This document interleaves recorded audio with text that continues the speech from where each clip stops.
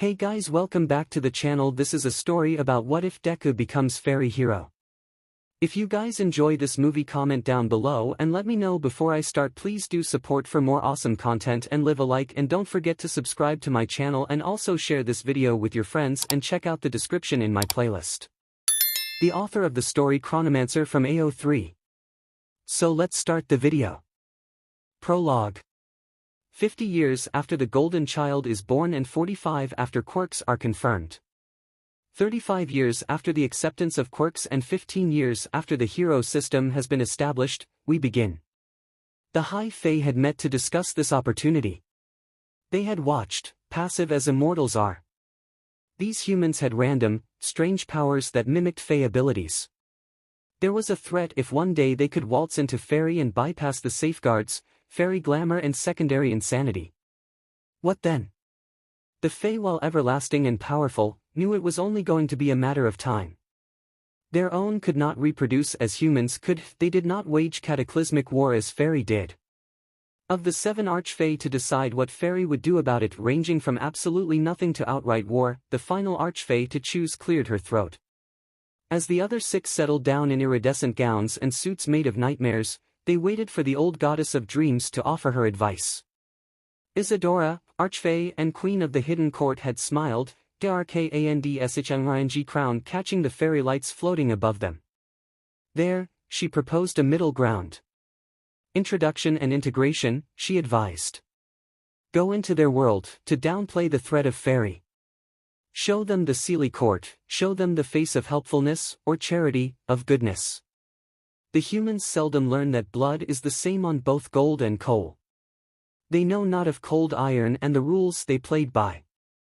A chance to spin a web, to inflict the presence of Faerie indiscriminately. As Faerie presence expands, it consumes. A Fae-touched human was better than one who wasn't, after all. The Archfae acquiesced. Step 1. Isadora spirits away 20 of her court to Japan, and divides the other 40 between England and Argentina. With strict instructions to integrate, they wave goodbye to her. Convincing the emperor had been a fascinating experience. Isadora sends herself on a breeze, invisibly floating past the primary guards to land in a decorated courtyard. She waits for a moment, admiring the koi pond as the sounds of metal come closer to her. A man flickers into her field of vision, moving fast with a hand stretched out and glowing white. Before the human can procure the supernova light he has, Isadora sends his mind to a pavilion made of sunsets. 𝐴𝐻𝐸 A moment to observe the man foaming at the mouth in delirium, she picks the small flower tucked into his uniform's lapel. The courtyard is tense as she shakes a finger at the second line of defense. A woman with clay-red skin steps out from the line, silently leading her to a modest study. Boring, too easy to convince a scared emperor to accept her offer. Instructing the court healer to tend to his ill wife, another Fae to grant a fertility right for his son in exchange a decent slot of land in Mustafu. Humanity hadn't changed much, in her opinion. To have the emperor's name in her ledger, to listen to a lonely man ramble about the security her people could bring to the area. Heroes to watch with smiles and others to observe with hooded eyes, villain networks and drug rings she was given full blessing to meddle with. Appear around the emperor's personal library, not entirely in her pocket but drinking her words all the same. Do not worry so, young man. We will lift our magic for your people, your heroes. We've had Isadora's laugh was of tinkling bells and warm honey, centuries of experience with heroism and villainy. All will be well, Emperor. Just watch and wait. How do you wish to officiate this? It will be many decades later until the game is set, stacked high in Isadora's favor. It will be many more years until the fruit is sweet enough to eat. A court, a domain, a fairy home takes time to shape. Plants from Faerie are transplanted into the garden, vines that can attack the malevolent twine around the pillars of the building. Sunken pools for the selkies, sirens, mare, arched ceilings for those gifted with wings. A raised circle, 3 throne chairs. Queen, consort, and heir. Only one will be sat in for now. There is magic pressed into every crevice and corner, rooms changing locations, sentient shadows in dim hallways. Brownies kept the house immaculate but could never be seen cleaning. The court will stand 2 stories for those with mortal eyes, dozens more for Fae. The untrained eye will only see a small mansion, gleaming shrubbery just a hint too lush for the city, towering trees blocking the view from the back garden. They will not see balconies made of paper-thin glass and iridescent pillars. The cobblestone driveway will not murmur to them as they walk across it. The media will never experience the rose bushes greeting them as they enter the house. The backyard, Isadora's favorite project, will become tethered to Faerie, shimmering magic on the boughs of a weeping willow. Naiads and Draids will find the comforts of a hedge maze. Fairy fruit trees shall provide nourishment for those in contemplation. It will become a home for all those with the slightest bit of magic in them, a soft place to rest an immortal head, a break from humanity's sprawling cities. Perhaps a Fae-touched child will see a smiling face at the window by the door. A peek into the bushes may reveal a tea set with sweets laid out on it. For these children, all is free without ulterior motive. Weeks later and she walks the city, eyeing the names of heroes on shirts and juice boxes. 𝗀𝐿𝐿, a hero Isadora was aware of, patrolled these streets. Isadora Filer's glamour over her, reducing her presence to a youthful woman with green hair. She still catches stares, winking at a young businessman. To be beautiful enough to cause such a reaction, though. It's quite charming. A few turns around the city and Isadora spots a young child being picked on. Grade school uniform dirted, what she assumes is the child's backpack is open and dumped over the child. 2 other children jeer and point with ugly laughter pouring out of them. The bullies seem normal, though one has a gray tinge to their skin. A quirked child. Intrigued and therefore invested, Isadora stalks over to them, face carefully neutral. Like you. I heard your mama left when you got your quirk. You're just a dash, she clears her throat, both bullies startling. The child on the ground is covering their face, eyes clenched tight and still crying.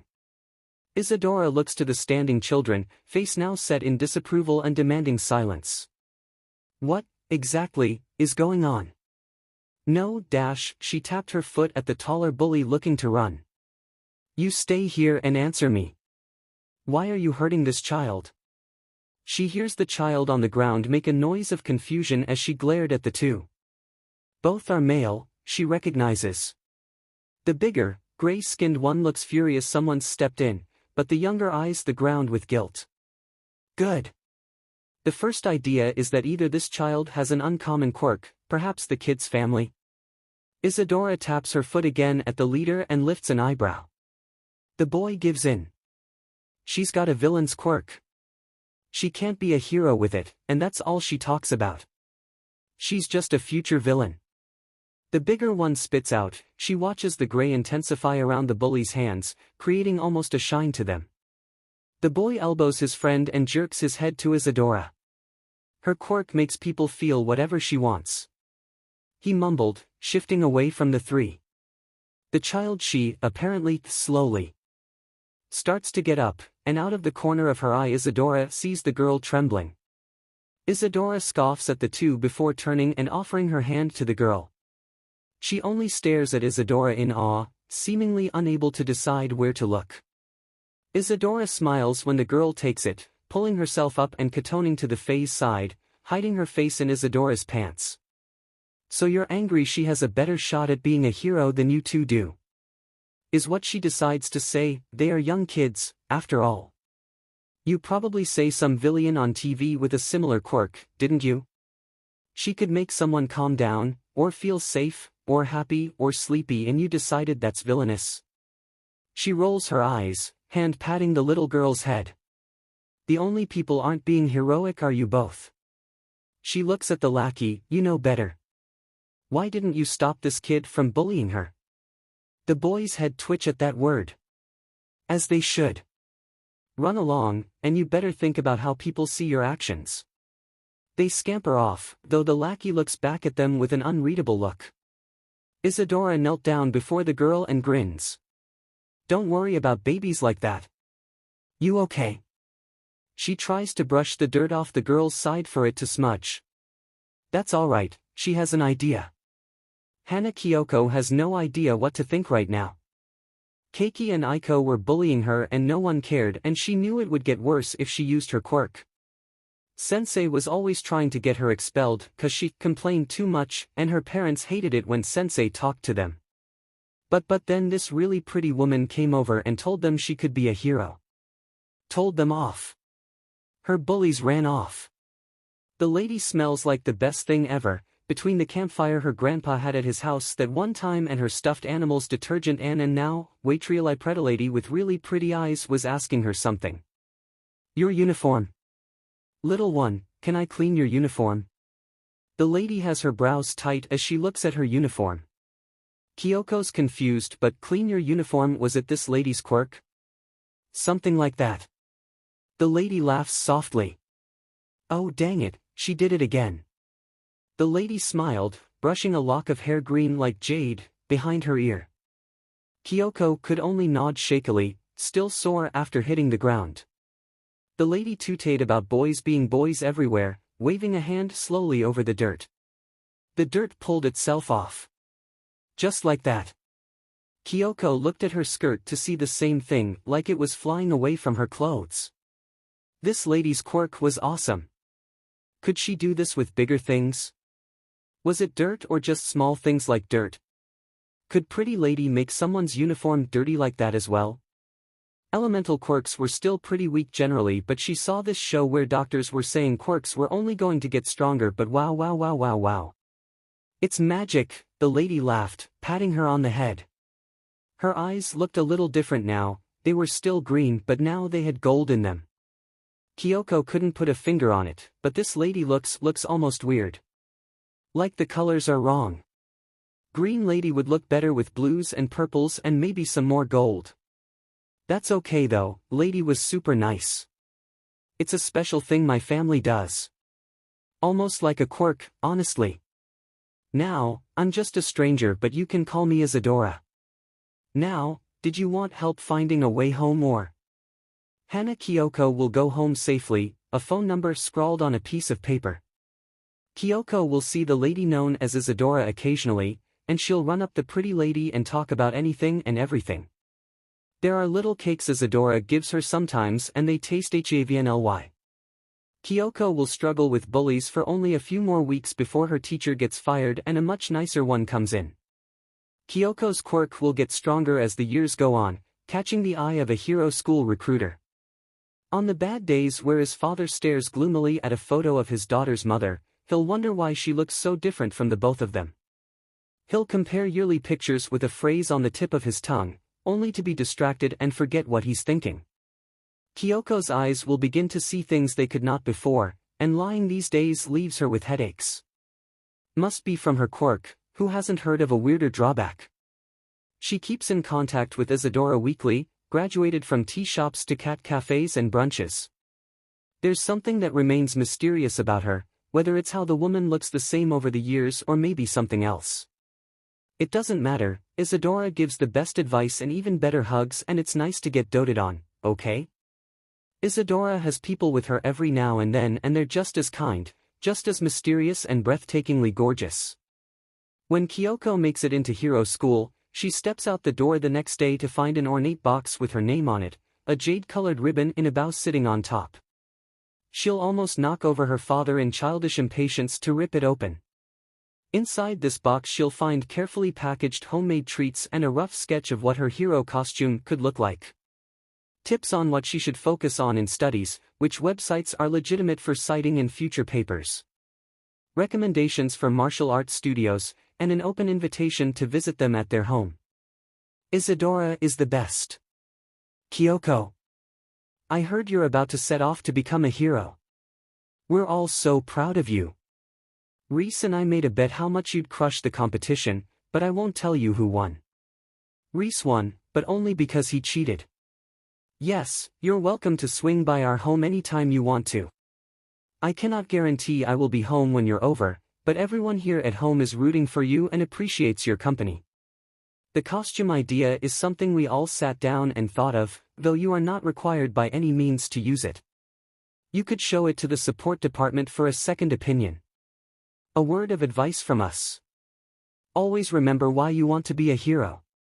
It truly isn't about rankings or publicity but saving people. You said I saved you, when we first met. It's been so long, sweet goddess above, become the type of person that would step in if she saw bullying, if she saw something unjust happening before her very eyes. This world isn't kind to the strange and new right now, and it will take many more people with the right mindset to change it for the better. You can do it. You can lead, take charge of your peers. Show them why the world you want can be a reality. Make your dream your reality. With love and best regards. Isadora and Reese. Isadora falls often and hard to boredom. Faerie becomes stagnant after a few centuries of galas and court-sanctioned assassinations, though it really wasn't a party if someone didn't die, after all. This, though? Sitting in the local police precinct in an uncomfortable chair, staring down the chief of police with a grin so wide it cracks her glamour. Peak entertainment.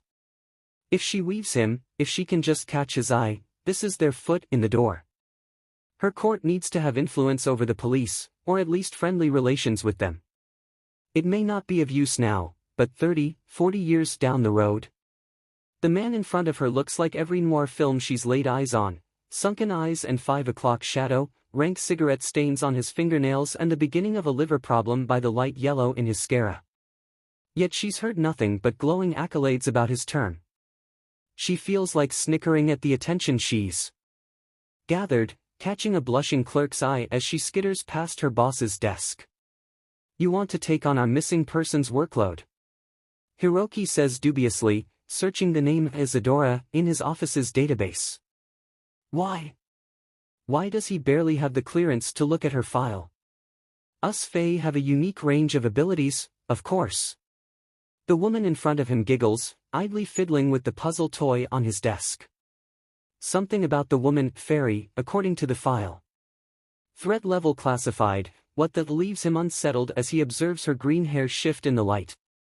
Hiroki continues to stare at her. Weren't her eyes also green a second ago? And?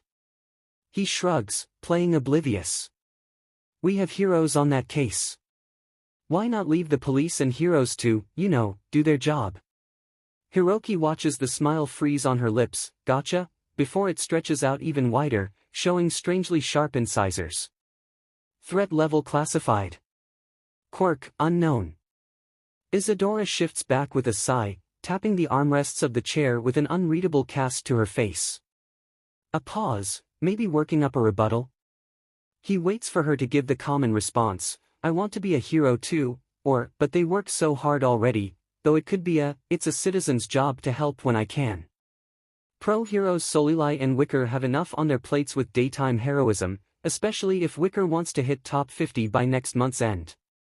Underground hero Bengal is working themselves into frustration trying to bust that gun smuggling case, right? Aren't they undercover? Too risky. Isadora tilts her head too far to the side, sending a sudden chill down his spine. His eyes flick to his computer screen. Moral alignment, unknown. She leans forward, sliding her arm onto the table inches away from his. Your precinct is underfunded, understaffed, and overworked. You're a decent man, giving your underlings overtime and holidays off.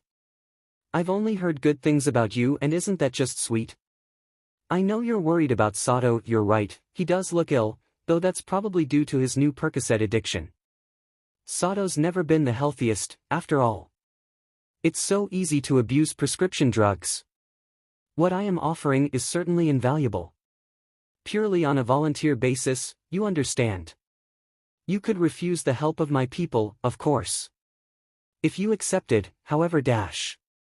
Hiroki finds himself stuck in the pull of her odd gaze, gold shifting to amber and back. The edges of his sight haze over, ears perk to the faintest sounds of a flute. Eclipse, the word shifting up from his subconscious. He can't move away from the word, feeling as if there's something he's forgetting. Eclipse, eclipse, eclipse, what happens during an eclipse, what happens when if he keeps looking? Maybe they would start calling you a hero. Is that not what you want? Am I wrong, Hiroki? It'd be nice to be called a hero, I'm sure. I don't blame you. You already are a hero, Hiroki. We could help you save more people. Let us help you. Don't you want this? All you're asking for is simple recognition. Let us help you, Hiroki. Yes. SAYYES.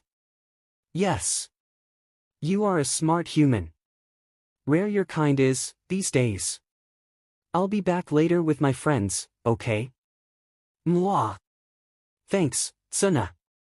Reese, Danu bless his soul, took to technology with a strange fascination. His room slowly became a beacon of white background light, rainbow wires and monitors spanning the walls. Black startup screens and flashing red icons. The gentle whir of fans running, the faintest smell of heated plastic. Uncaring to Isadora's concerned look as he drags another monitor inside, Reese snickers as he begins to piece together his plan. One of the downsides of Faerie withdrawing from the mortal plane was that their mythos suffered. Sure, a few tales survived, but some hour-long animation about a fairy godmother saving the day was trite to what it used to be. Jack Frost became a one-line joke, and he kept having to patiently explain to government officials it was Faerie, not fairy. That's a slur, mind your manners. The small boom of witchcraft in the early 21st century had been goddess sent. While the majority of witches knew better than to deal with them, they were acknowledged. There was always one or two young folk who'd shyly given him a loaf of bread, and there was a small bakery that always greeted his court with a smile and a glass of fresh milk. But it wasn't enough. The hidden court wasn't the legendary Seelie court, it wasn't mentioned in prose. The hidden court was the collection of powerhouses and cryptids of Faerie, those who kept the peace between the other courts. They were the ones who finished wars, not ones who started them. Maeve and Oberon had all the gory glory, and while that was good for Faerie itself, it left quite the slack on the other 5 courts. With Isadora as queen they had to deliver. So that's what brings him to this particular plan. It couldn't truly be called a con because it was a promise of sorts. It would take a few years to gain traction, perhaps even a decade, but that's what made it such a good plan. So few humans would pay attention, so few would be able to draw the parallel. 20, 30 years down the line, it would pay off dividends. It would ingrain them further as protectors. It would curb their craving for violence. The common man and woman would look at this violence and applaud them. For Reese, it would also make him look creative in his queen's eyes. He needed to be promoted within the court.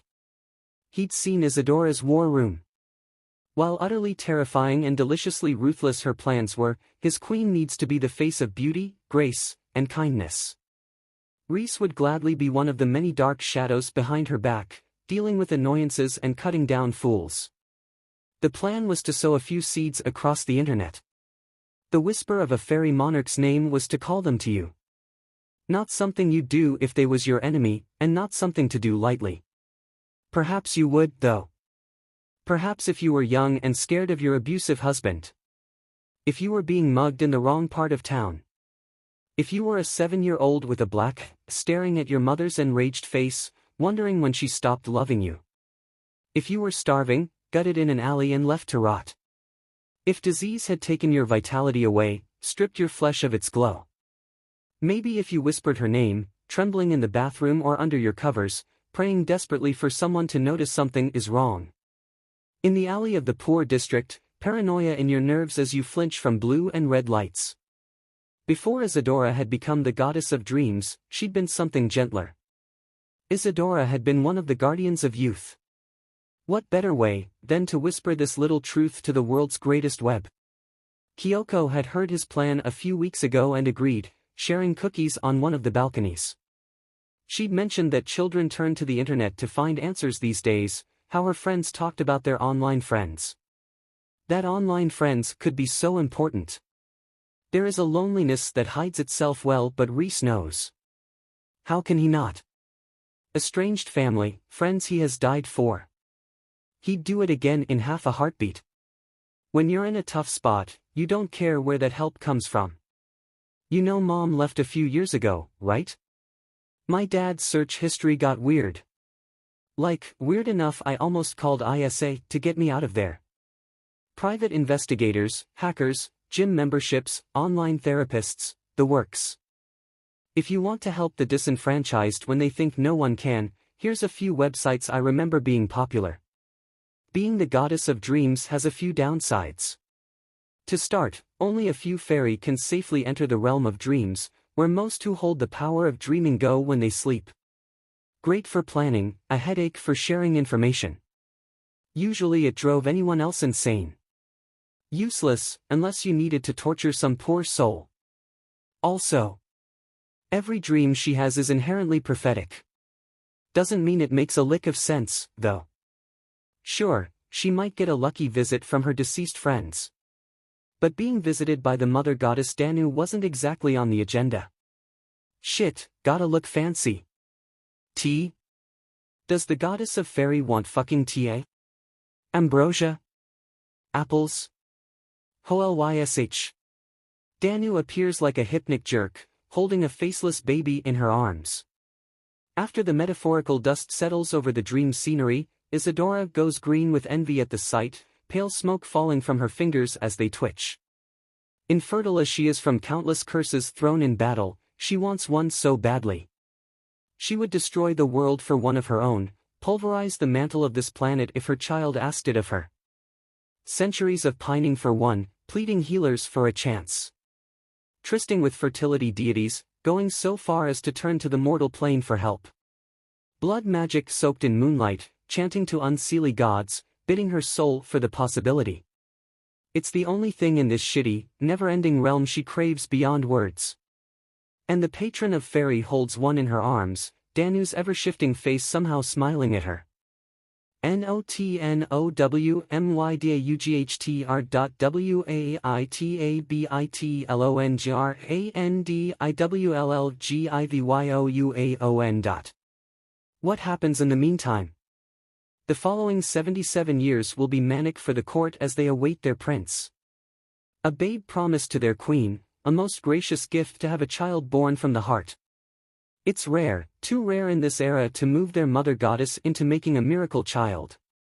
As they dwindled in number they grew too scared of having a child to protect, to cherish and uphold. Only the finest for the queen's son, they whisper as they travel between Faerie and Earth. The media is allowed the barest of whispers of this, having finally found what light to present the court under. Faerie, they say, will be what shields humanity from themselves. It is good to have some entity over them, they propose to the few heroes allowed to know fully of them, capable of restraining their strongest. It comes after a hero goes turncoat, killing his sidekicks when they uncover his drug ring, the aftermath of a destroyed neighborhood and a grim body count. Isadora's two other factions have similar responses, though England remembers Faerie and it takes some rather restricting contracts to mend that distrust. No country moves to make them heroes yet, content with them acting as peacekeepers and minders. Isadora is there when Kyoko, hero name Mirror, accepts the spot of Japan's number 8 hero at 27. The court has their own table, clapping and cheering loudly, not minding the glares they're getting for being so disruptive. Kyoko accepts the placard with reverence, staring at her name embellished on the brass. With a watery smile she laughs, holding it close to her chest and stares at her second family. This strange, wonderful family is the reason she's here. Kyoko knows they're the reason she's even alive. The villain she had to beat to receive this, and the magic to repair her crushed spine.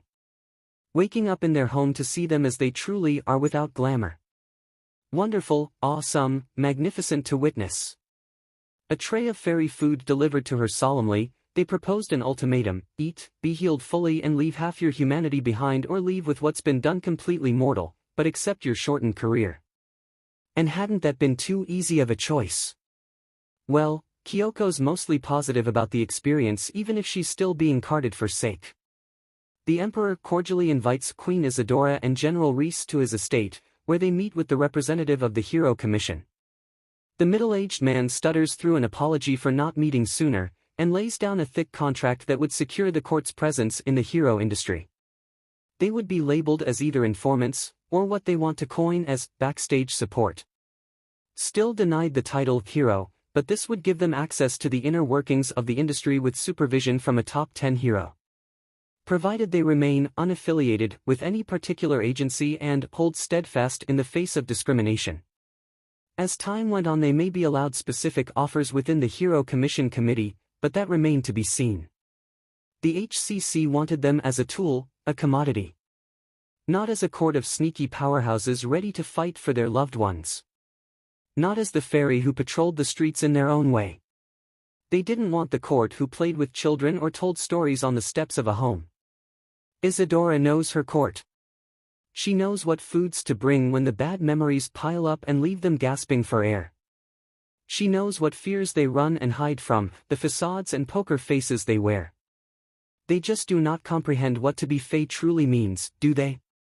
Isadora's court would only receive access in exchange. Every other highlight the human points out is neither promise nor guarantee.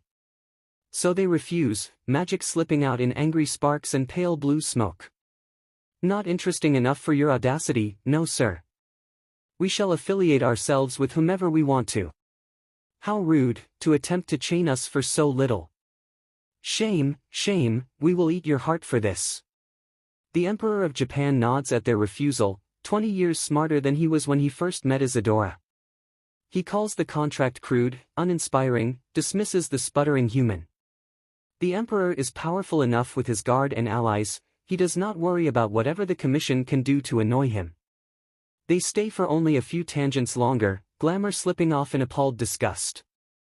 The Emperor waves away any thought of consequence for them, swearing to remind the HCC they are affiliated with him and not some pubescent committee. In thanks, 𝐬𝐸 promises they will send Fae by the estate every now and then, to train key members of the Guard. Nothing particularly elite, but word is spreading those who mingle with the Fae grow stronger. They look to the hero mirror, observing she no longer ages accordingly. Resilient past her quirk, strength like her peers. Where Faerie goes, success follows. To the visceral relief of the two Fae, the word corruption has not been said. It's too early, they're barely a few decades in. Can't be found out, can't be exposed yet, hide it, hide us, hide the blood, throw more glamour at them, make them 𝐶HOKE on it. Ahem. Isadora finds a particular boogeyman on a bitter winter day. Or is found by him, more specifically. Half the court is out in the city, spread between their beloved police station and a lucky few understaffed orphanages. Only Isadora and a skeleton crew guard the home. It's not the first time. Someone leaves a present on the court's doorstep. It is definitely the first one they had no explanation for. No subtle overtures from anyone in the top 50, no recent invitations to a charity event.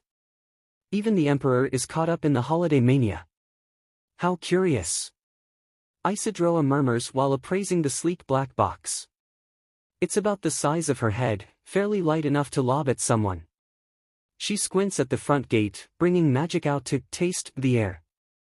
The gentle wash of her magic suffuses the area, a soft mist of rainbow pastels glitter like diamond snow.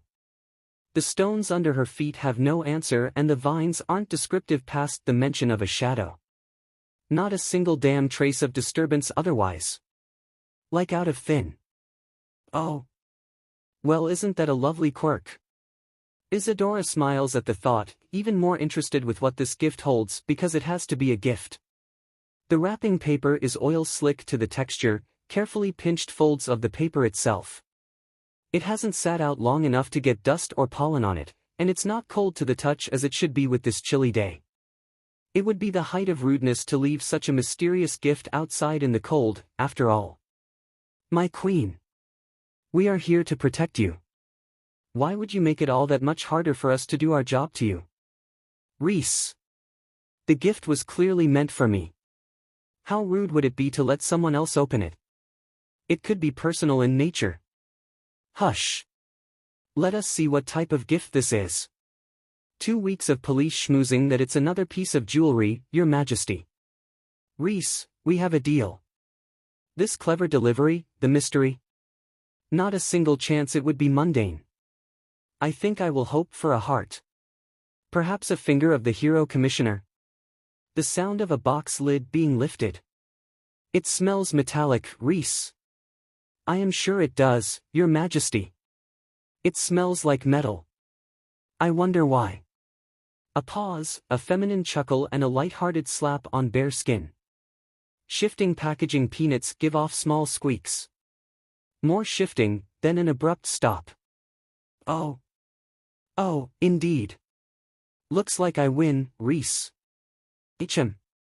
No hero would do this. Increase the wards on the estate or leave them as is. As is. The thorns didn't get a read on our generous new ally. Ally?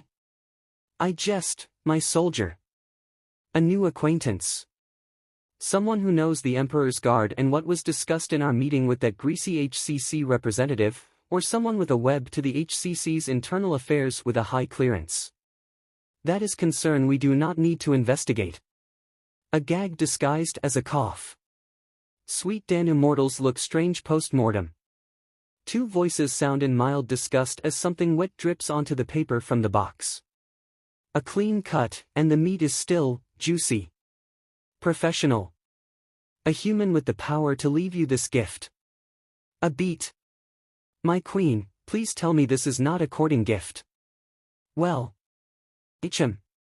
A courting gift would have a name attached, would it not? But. Is this not off to an exciting start? Tell the inner court and above to convene tonight at moonrise. We have a new person to discuss. Isadora wakes from her slumber to a weight on her chest. For a moment she lies there, thinking the weight is only the ache in her soul. When will her son arrive? Too long, it's been too long since that fateful dream with goddess Danu. 70 years and counting. The nursery is gathering dust, her supplicants are growing despondent. Grace this court with a child, she silently begs to the ceiling. Give me another reason to live. Give this old court a breath of life. She's tired of the looks Reese gives her, full of trepidation and concern. Priscilla, the court healer, pulling her in and asking how she's feeling. Walking amongst the humans who cradle their children and show her pictures.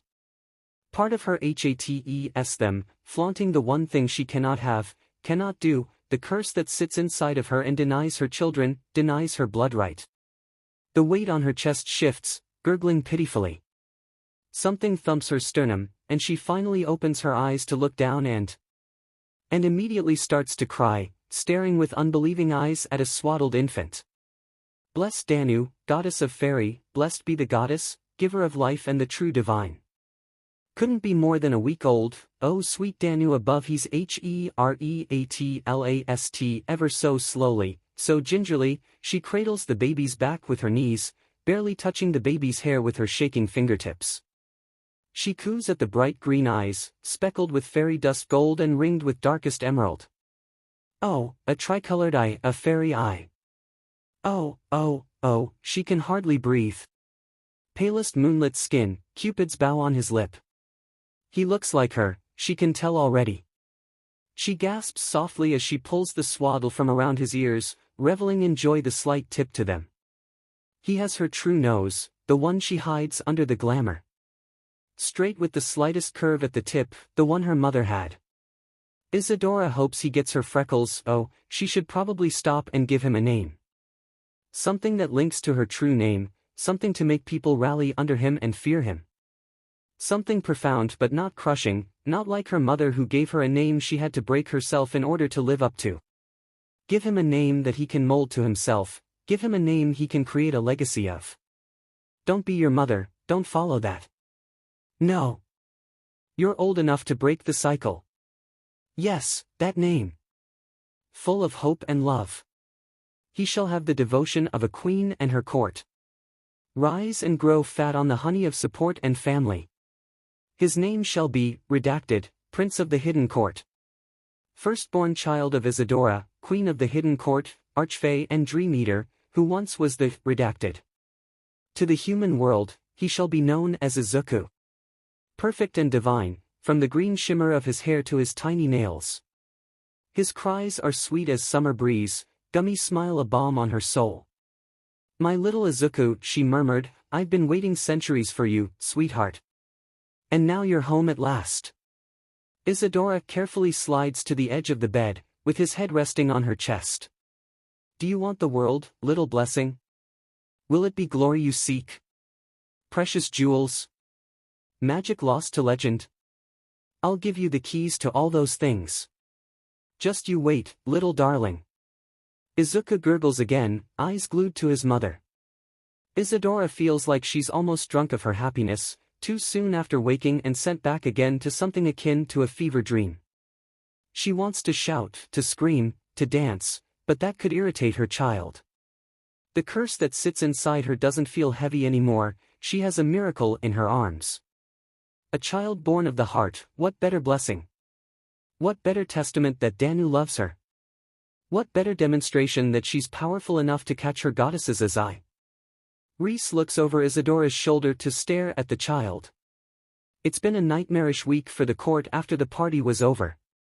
The child doesn't sleep on their schedule yet, but at least Isadora doesn't seem to mind.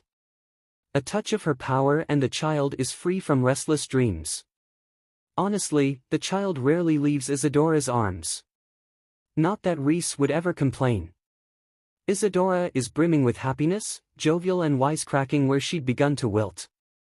She's taken the color of her child's hair and spun it into her own. Gold and green for the mother and child, even the gowns she wears now echo the palette. The court's browines and place fresh ferns and bunches of daffodils in every nook and cranny. 𝐻𝐻𝐿 chirp at the baby, peering into the cradle with curious eyes. Reese sighs in contentment, leaning on a kitchen counter. He lets a small smile gather, eyes closed to the dawnlight. Oh, what a grand time Izuku will have. Nezu isn't sure what's happening. It's been a hazy few weeks in the testing facility and all the walls look the same. White, white, white. The scientists keep him in a cage, and 4-line in his arm with a cuff around it. It's too small in the cage to move around. He doesn't know his main tormentor's name. She looks like all the other humans around him. Taller than him, narrow features, sickening smile. She laughs when he cries out in pain. She'd been so happy when he woke up. Became cognizant, sentient, whatever term they shouted in celebration. The cages around him are full of others like him. Animals. But he doesn't feel like an animal. They're not awake like him. They still scream, though they all scream the same. If he gets enough of a reprieve, he imagines these monsters in the cages and them on the outside.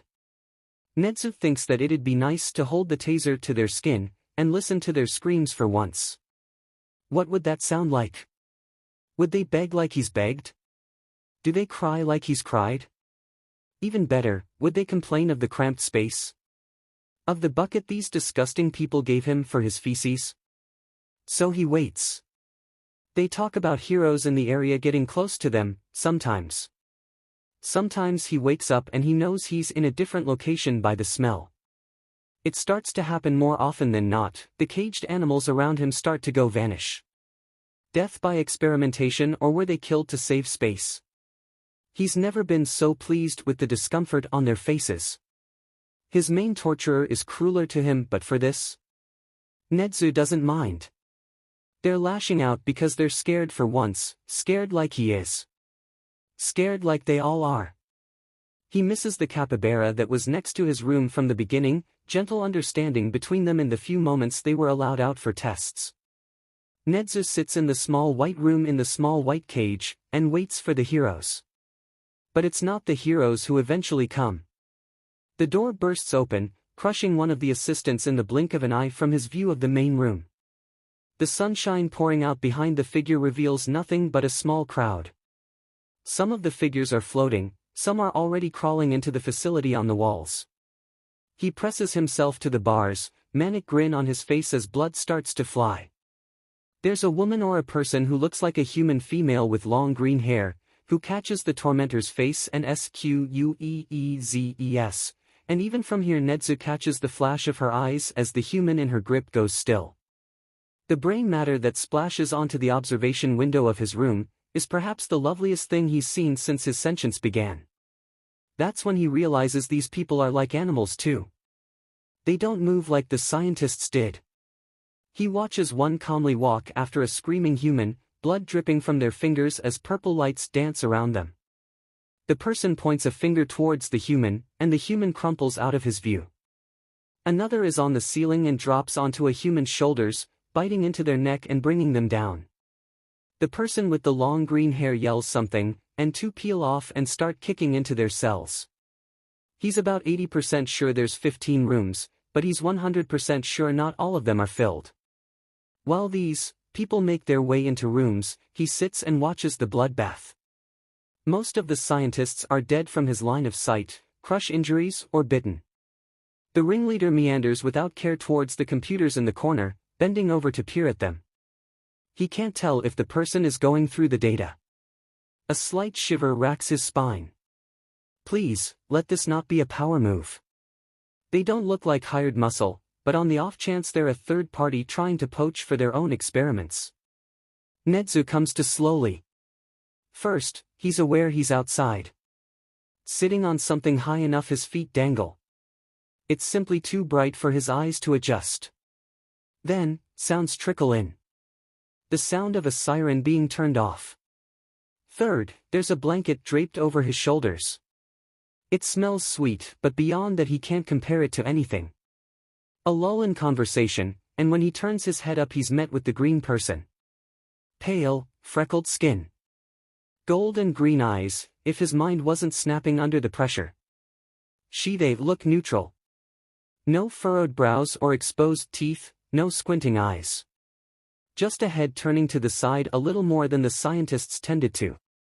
They stare at each other for a moment longer before they speak. Do you prefer to be called experiment number 627, or 𝐀𝐦? 𝐀𝐦. If you wish.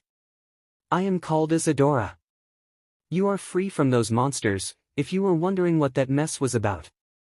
You crushed my torturer's skull with a hand. A pause, and 𝐬𝐻's mouth purses. Perhaps he shouldn't have seen that. There's no anger in their expression though. 𝐀𝐦 can only grip the blanket tighter as they focus back on him. Apologies, I can only imagine you had your own ideas for revenge. Any way I could make it up to you? Oh, this is what he's daydreamed about. What would he do when he's freed? Never be captured again, first. He needed a position of power over the humans to ensure that. High Specs had all the potential in the world, but it meant nothing if he didn't have the tools to sharpen it with. He'd have to register his quirk and prove his higher intelligence. Show these humans what real intelligence was, make them need him. He needed. I need to be above them all. The humans. I'm smarter than them. I need the power to legitimize myself. He stated, feeling a spark of anger in his gut. Never again, or die resisting. Survival first. Then the rest would follow. He'd make sure of it. That, I can do. It would only be fair, yes? Isadora smiled, and this time 𝐀𝐦 felt like grinning back. Not because he wasn't still in shock of being freed, but the smile Isadora gave him was full of teeth, and it screamed of predator. What are you? Blurted out of his mouth before he could think. The data his quirk gave him didn't add up to anything human. Perhaps these people had multiple quirks, sure. But what quirk gave someone bicolored eyes and 2 sets of incisors? Even more, what quirk let them crush a human skull with a hand? Isadora tilts their head to the side again, expression back to neutral. 𝐀𝐦 can't decide if the smile was fake, or if this face was. There are no age lines on their face. The person behind her, in his line of sight, turns toward them as well. Also neutral. It takes a moment to realize everyone's heads are turned towards him, no movement besides a few blinks. In an eerie sequence, their eyes slowly shift to the back of Isadora's head and stay there. 𝐀𝐦 feels pressure, suddenly. Similar to how his body would react to a change in air pressure, but there wasn't a cloud in the sky. Just the weight of a small crowd's eyes. What he doesn't know is that Reese has flipped out an enchanted knife, one designed to drive whoever was cut to insanity. It would take Isadora only a second to reach out and touch 𝐀𝐦 and send his mind to Faerie. He doesn't know that they read his file and what his quirk did. They would have to certainly watch their words with him. Maybe, Isadora thinks. Perhaps we should give him a crumb of information. It's doubtful we would ever see him again, right?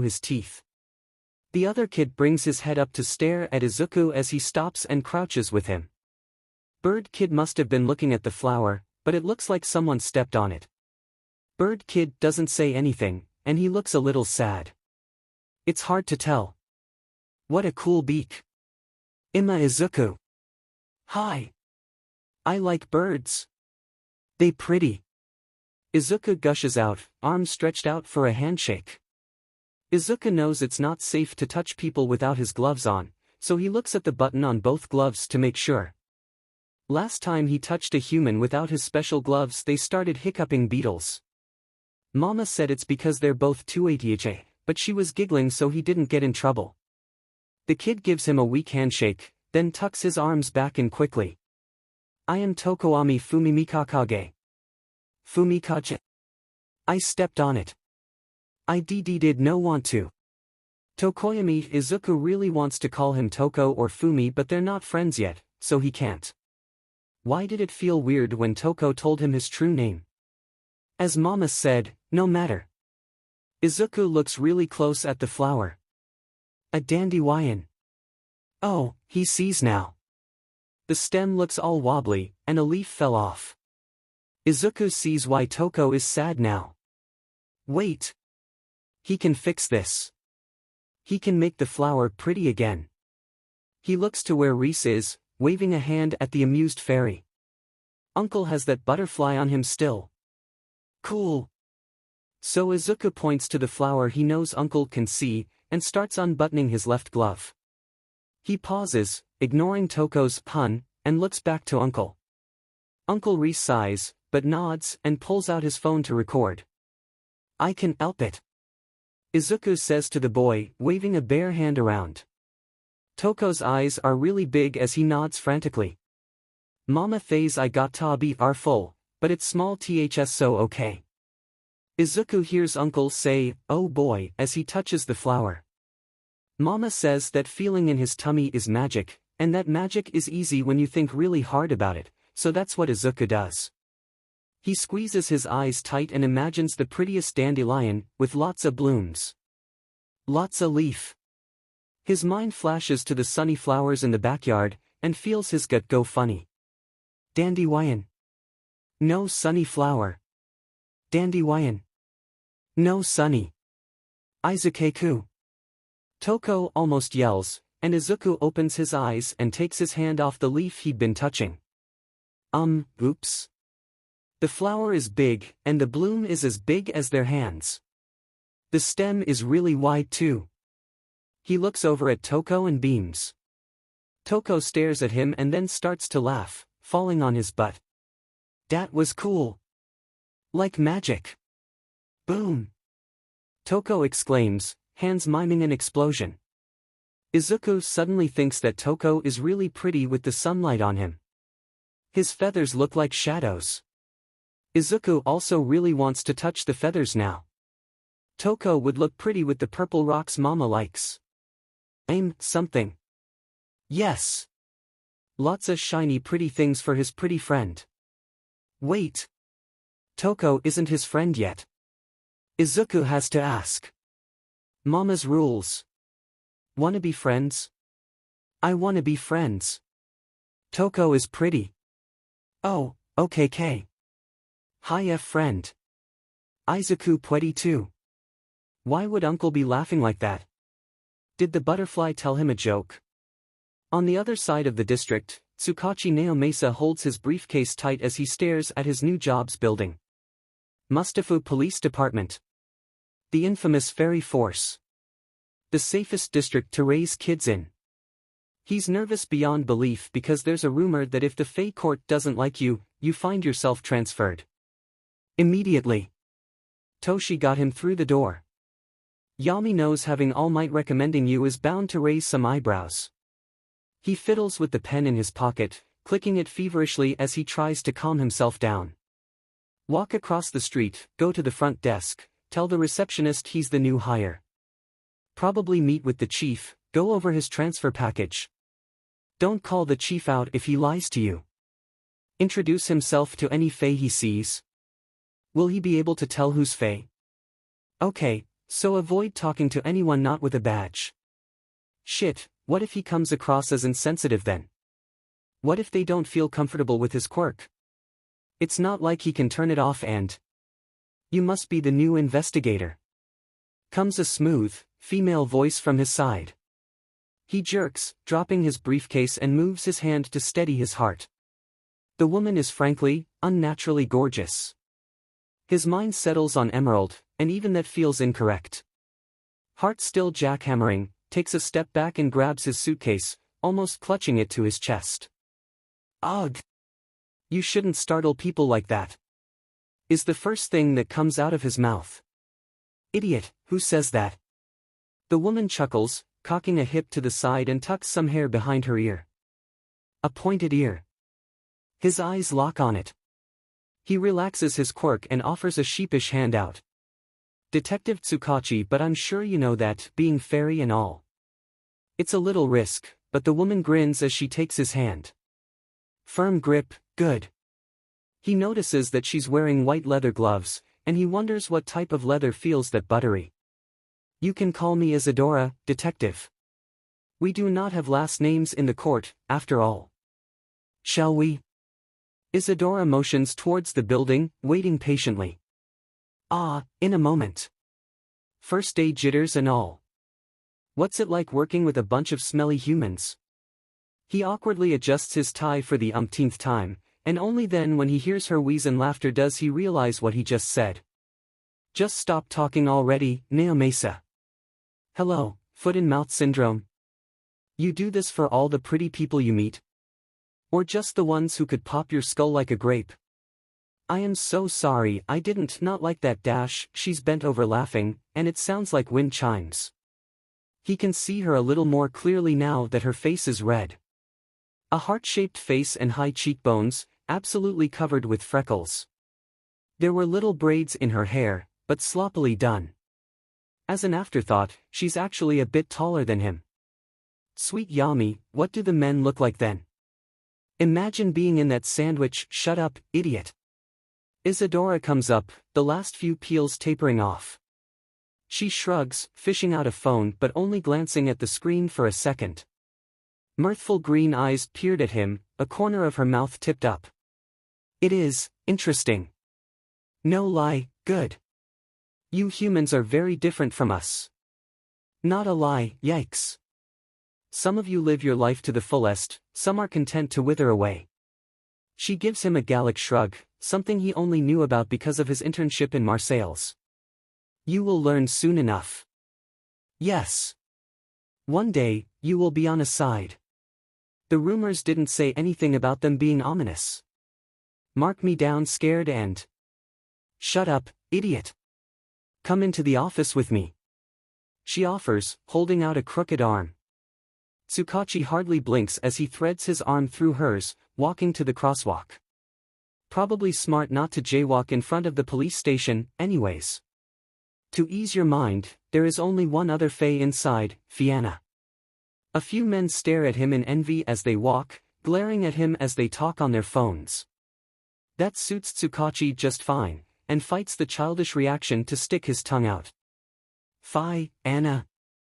He can't pronounce it like Isadora does. Do they have a nickname? No offense, but it's a little hard to say your names. Isadora thankfully laughs, patting his arm with her free hand. They're only a block away now, and seeing the building reawakens his nerves. Fianna may let you create a nickname, human. Tsukachi looks at her smile from the side, finding her eyes already on him. If she likes you, detective. She pauses, and he watches her eyes dash to his throat as he gulps. I see you like green. Did you wear that color on purpose? There's amusement in her tone, but for the life of him Tsukachi doesn't find the humor. Well, yes. Only a few stores away as the crowds part around them, thankfully giving them the illusion of privacy. It's a nice tie, my friend said it looks good on me. He finally sees a peek of teeth as she grins. Stop staring at her, you creep. Maybe try blinking. They slow their walk the last few meters, dropping their linked arms. Yeah, she's certainly taller than him. Just wearing a black sweater and gray pinstripe pants, which he finds odd. Well, it's probably because they don't wear the uniform, right? It takes him a moment to realize Isadora appears to be studying him. Her head was tilted a little too much to the side to look natural. It's a wonderful color on you, is all she says after a beat before moving to enter. He hastily follows, swallowing down the last of his nerves. 24 years old and still got nervous, for shame. You will be quite an addition to our family, Tsukachi. Do not worry about your quirk. After all, you will see. As he watches her enter the bullpen, he notes it's pretty easy to spot Fianna. They both have that same intensity to them, even as he sees them kiss each other's cheeks. Fianna glances to him and smirks, motioning for him to come over. He doesn't trust the mischievous look in either of their eyes. We do not bite, human. Fianna yells with an arm around Isadora's waist, grabbing the attention of literally everyone, even the civilians giving statements. Oh no. Unless you beg very, very nicely. Or if you have been naughty. Have you been naughty, new human? Izuku? Come, 𝐀𝐦. Let me tell you the story of the 𝗀𝗧𝗡 Danon, of you and I. There in Izuku's toddler bed, Isadora sits cross-legged and hums as her child sits between her legs. The room is done in jewel tones, deep burgundy and cobalt blues, with a young cherry tree just starting to poke its branches through the open window. He grabs the fox and raven plushie and hugs them, head tilted up to look at her. She can only coo at the sight of her 5-year-old, so inquisitive about the world. Izuku's been asking more and more about why they're different from humans, what magic he can do. They've all agreed to let him learn little things, like creating breezes and making his stuffed animals look like each other. Are there heroes, 𝐴𝐻? She smiled down at him and brushed the tip of his ear. Are there bad people? Of course there are, but not like heroes on the news. She remarked softly, waving a hand in the air for soft willow wisps to form and glow soft gold. These heroes are heroes because they lived, even when the bad people tried to hurt them. Are you comfortable? Yes, 𝐴𝐻. Were you there? Was it a battle? Izuku shifted so his face rested on the crook of her shoulder, staring at her with unblinking eyes. So cute. Isadora lifted a finger to her lips and smirked. I was there, but it is a secret only us old people still remember. We came from a far, far, far away land. Some humans say we came from Atlantis, others say Greece. Do you want to know the truth? Izuku nodded as best as he could, the glitter in his eyes more and more excited. Do you know how Faerie is different from the human world? A curious nod. We came from a place like that, but even more magical. She watched her son's eyes grow wide, giggled when he let out a soft wow. More magic than home. Then the backyard? He paused, muttering into his fox for a second. She waited for him to finish and looked back up at her. Why would I leave? Yes. Our tribe leader, Danu, wanted to travel to a new land. We had been fighting for hundreds of years, and we were all very tired. Izuku doesn't miss the goddess's name and gasps, but lets her continue. So we flew through this tiny little cut between our world and this one, and found a little island that is called Ireland now. She nods seriously as her finger and thumb are almost touching, before waving her hand again and morphing the fairy lights to bright green. But, there were people called furbolgs who already owned the land, and we battled them for their home. In the end, we agreed to split the land so we could both live there. Isadora pinched one of her son's dimples, letting her hand be bat away by her flustered kid. So you didn't make them leave? He asked hopefully, voice a tad muffled from him sticking his face into his plushies. 'Cause they would have no home. Homes are nice. And warm. We shared the land, sweetie.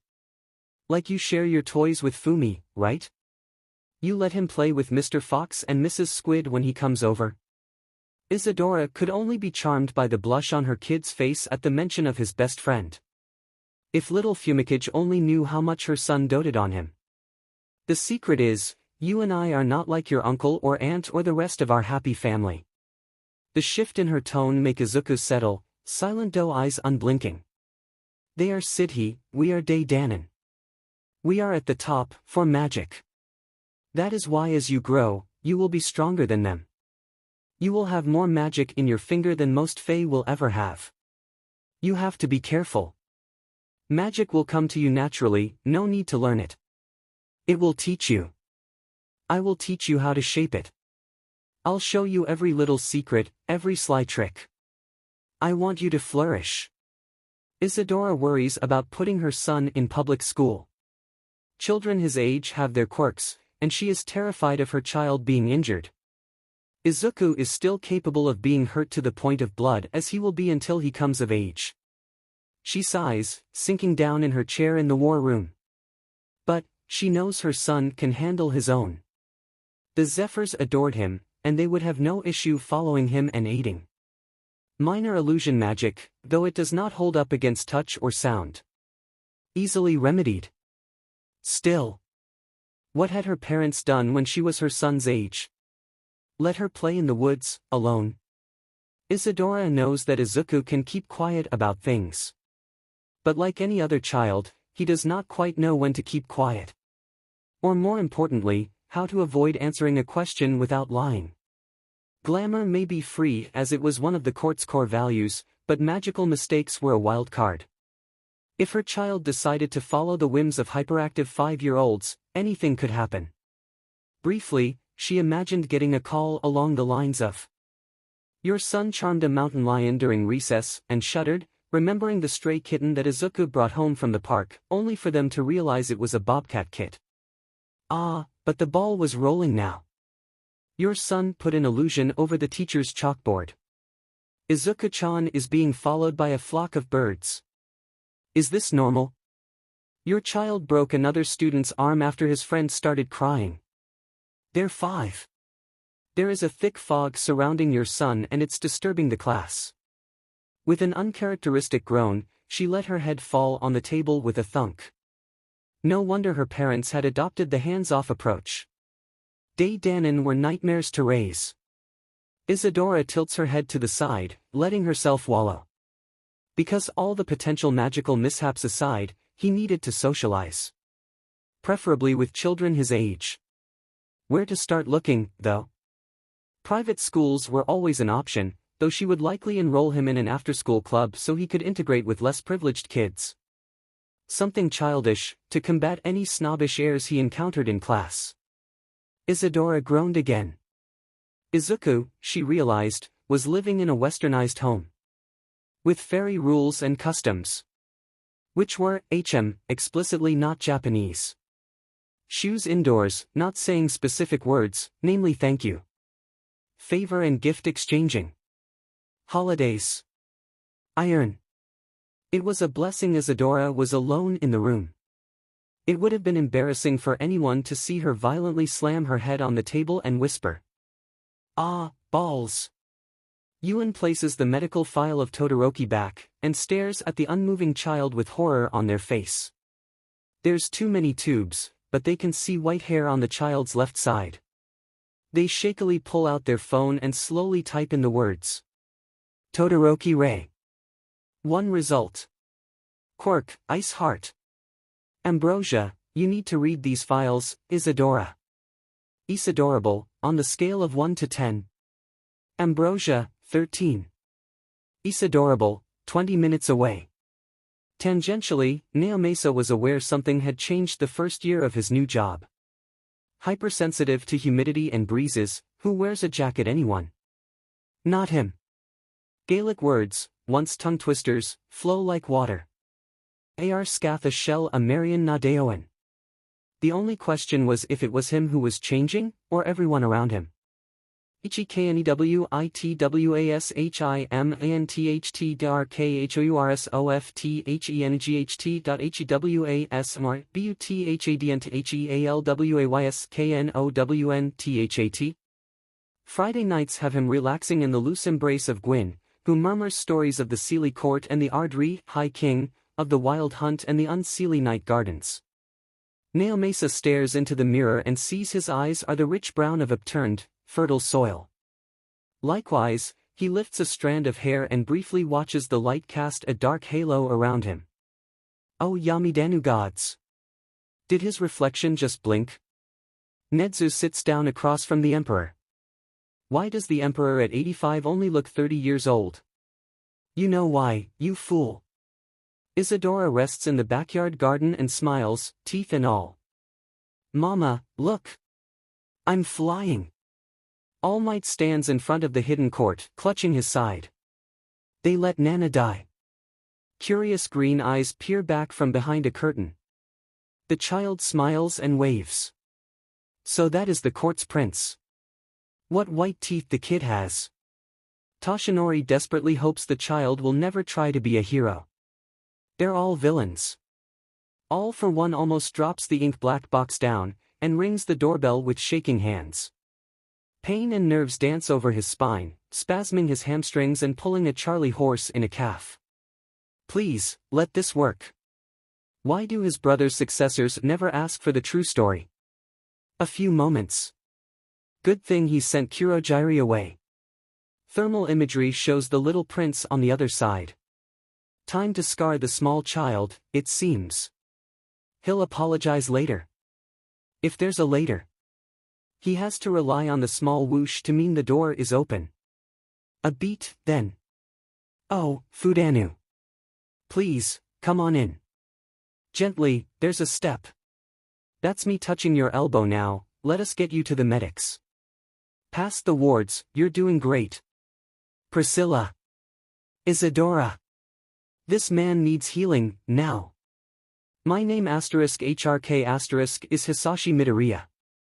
HRK need help. Midoriya, shit, we can't heal you if, Isadora, you pass out. A hand grabs his, smooth and chill. How different her voice is in real time. About time you showed up, Hisashi. We shall take care of you. Hush now, and dream deep. All for One, known by 2 humans and now a small conglomerate, what's a group of Fae called? A natural disaster? A death knell, of Fae as Hisashi Midoriya, is staring with his freshly healed eyes at a small cup of tea he can drink with his freshly healed mouth. Across from him sits Isadora and her bodyguard Reese. It's a lovely room, dark blues and bright silvers accenting the hand-carved walnut table separating them. The other Fae putter around him, and he nods as a small gray-skinned creature refills his cup. It's only proper to celebrate with a cup of Earl Grey. He feels cornered though, and thinks that perhaps he should have found a way to scope out the inside of this place before asking, not begging, not pleading, never that, for aid. Hisashi Midoriya would have liked to know he couldn't use his quirk in Faerie. On the other hand, there's a small, hidden, childish glee in seeing people he only heard of from fairy tales in the flesh. Though, he originally thought this was an extension of the 𝐶𝐸 court. The first sight of the Dullahan rectified that. BZZT, try again. The voice sounds suspiciously like his brother.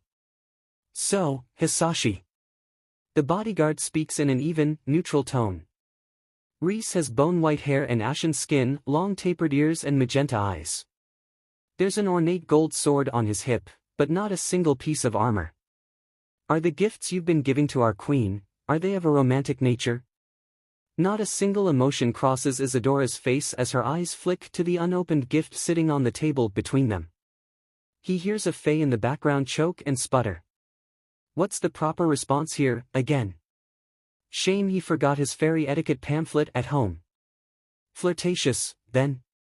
Charm? He can't be indifferent. He knows at the very least he must be hospitable. Polite. Dare he say, gracious. At first, I wanted to catch your attention. How sweet it is to speak without the mouth aching. His throat burning at every inhale and the chronic, jittery pain in his jaw. As the years went by, I became curious of what your goal is. I never left a name because your reactions are quite irregular. Can't lie, so don't lie. He remembers that, at least. Reese nods slightly, tapping his fingers on the sword's hilt. Then, I became somewhat enamored with the thought of meeting another person who's lived past the normal human lifespan.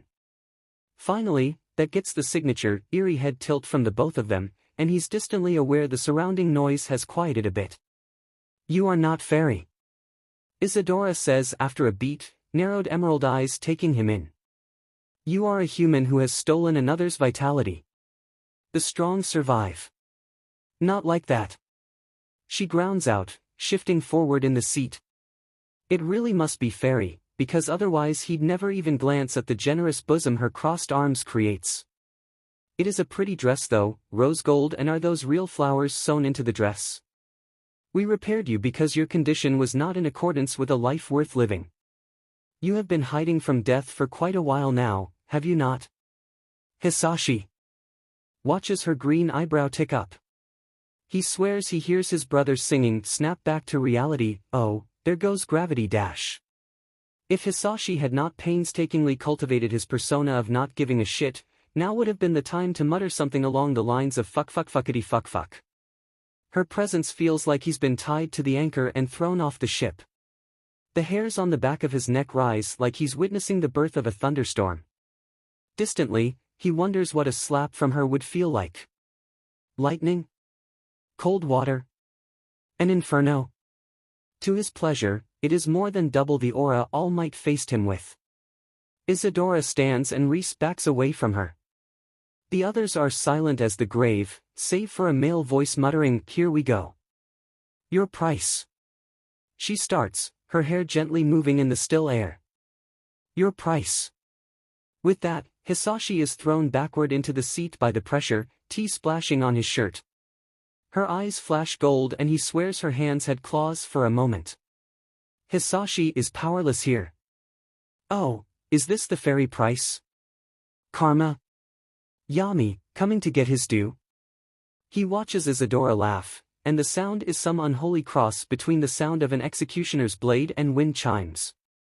If I hear that your allies, your affiliates, your shell companies, informants, or a single person who you benefit from hurt, scar, or manipulate a child under 18 in any sort of way or shape, I will reverse your healing and then some, and you will wish All Might had truly killed you the first time. She speaks in a thunderous tone and he hears the words echo in his bones. He may have miscalculated. On several accounts. I saw your dream, and you will not have it. Choose another if you want to continue breathing. Izuku loves humans. How could he not? They're all so different. 𝐻𝐻𝐼r sent him to this big building and it's full of kids like him. There's a boy with metal legs and he moves super fast. Fumi is here too. Izuku really wants to talk to this girl with long, black hair. She said she likes tea. He loves tea. But he's really happy Fumi is here. The other kids make fun of him sometimes when the lunches the school have don't come with forks or knives. So Izuku asked 𝐻𝐻𝐼r if he could carry silver forks and she let him. Fumi has a bird head and that's so much better than long fingers or changing the color of wood, like the other kids brag about. So what if the lady doesn't give Fumi food that he can eat without spilling?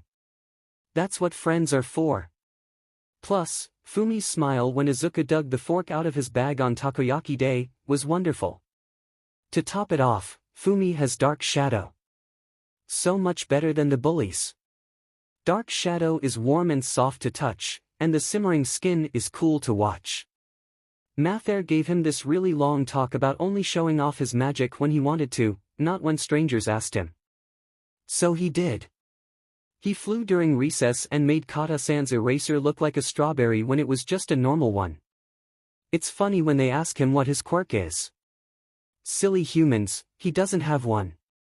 Fumi giggles with him, shoulder to shoulder, hands grasping each other's shirt. I'm really happy you're my friend, Izu. Of course. Izuku crows out, you're my bestest friend in the whole wide world. Shinzo Hitoshi is tired.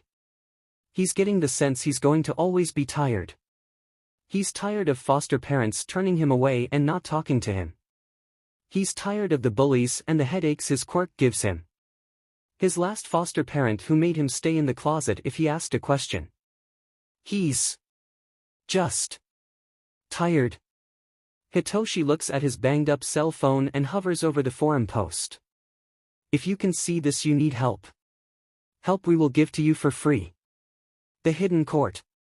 He clicks the hyperlink and looks at the GIF. It's a door of all things, the color shifting from gold to black to gold again. Whatever. He sighs, disappointed, locking the phone and pushing it back into his pocket. It was a good try. That night he dreams of an endless field of flowers, and a green-haired woman in a dress made of twilight. Her eyes are full of warmth for him, and he cries as he falls into her embrace. Go ahead and cry yourself dry, little one. I will hold you until you push me away. Why would even think about pushing the first person who's hugged him in so long away? We shall find you, little siren. We shall make sure you find a true family. I promise to keep an eye on your fate.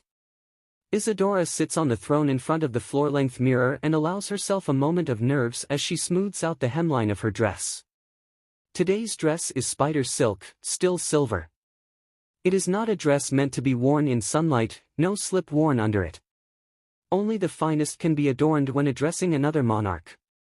20 minutes from now the king of the celestial court will call through mirror magic. Just an old chat, he said. But 80-some years is 80-some years without her ear on the ground. There's too much that could have changed, in the way that perhaps slight offenses could be given, serving a dish the other now hated, new loyalty colors inappropriately shown. So a classic dress, meant to show off wealth and talented seamstresses. The tight fit, to show the assets and perhaps charm. It was also a dress she had worn when she was the Morrigan. That is why her staff was propped against the throne. Innocuous, a gentle reminder. However, the grimoire on the purple pillow was the true threat. As the Morrigan she had not been much invested into metal weapons. No, she had been a goddess of magic, who rained down fire and blood. A walking death omen, chanting her enemies into fear and frenzy. The shapeshifter who cried out when death stole the last breath of their lungs. As Isadora, her facade played into her lesser-known abilities. Dreaming magic, bouts of prophecy. Affinity with water. Why wouldn't she have chosen Japan, an island, if there wasn't a tongue-in-cheek joke to be made? The academic with a softness for children. The ironclad fairy memory to dole out favors and demand the ones owed to her. The healer who soothed the angry marks the passage of time scored over her small court of 60. Either way. Either Isadora or the Morrigu would answer her brother court. Let's see if she still had her edge. Izuku is truly his mother's son. To those who knew what that meant in terms of personality, it was unnerving to witness in real life, consequently resulting in some fairy moving rapidly away from the eventual maelstrom ascendance. Perhaps if you were smart enough, you'd had fled to the United States the moment Isadora gleefully presented her only son to ever exist, because even Faerie had standards, and it was quite apparent nothing of note was ever going to happen there and best to fuck off whilst one still could. All that cursed land, you know. Bad for business. The reason why this has been brought to Reese's attention is the tooth-rotting scene in front of him. His prince lies down in a puppy pile of friends, all softly asleep like baby animals after a day of playing. Alas, these are human friends at least. 𝐬𝐻𝐸 and the newly dubbed 𝐀𝐦 lie next to him in the warm sunbeam, both humans holding a hand that rests on Izuku's belly. Toshi and the proper young lady Momo are seating, not truly asleep but dozing with cashmere blankets and fairy cats purring on them. Their adorable chubby cheeks are disarming, especially so if a person like Reese came from a culture that was murderously protective of any and all youth. If one were without several key memories of. Watches her green eyebrow tick up. He swears he hears his brother singing, snap back to reality, oh, there goes gravity dash. If Hisashi had not painstakingly cultivated his persona of not giving a shit, now would have been the time to mutter something along the lines of fuck fuck fuckity fuck fuck. Her presence feels like he's been tied to the anchor and thrown off the ship. The hairs on the back of his neck rise like he's witnessing the birth of a thunderstorm. Distantly, he wonders what a slap from her would feel like. Lightning? Cold water? An inferno? To his pleasure, it is more than double the aura All Might faced him with. Isadora stands and Reese backs away from her. The others are silent as the grave, save for a male voice muttering, "Here we go." "Your price." She starts, her hair gently moving in the still air. "Your price." With that, Hisashi is thrown backward into the seat by the pressure, tea splashing on his shirt. Her eyes flash gold and he swears her hands had claws for a moment. Hisashi is powerless here. Oh, is this the Faerie price? Karma? Yami, coming to get his due? He watches Isadora laugh, and the sound is some unholy cross between the sound of an executioner's blade and wind chimes. If I hear that your allies, your affiliates, your shell companies, informants, or a single person who you benefit from hurt, scar, or manipulate a child under 18 in any sort of way or shape, I will reverse your healing and then some, and you will wish All Might had truly killed you the first time.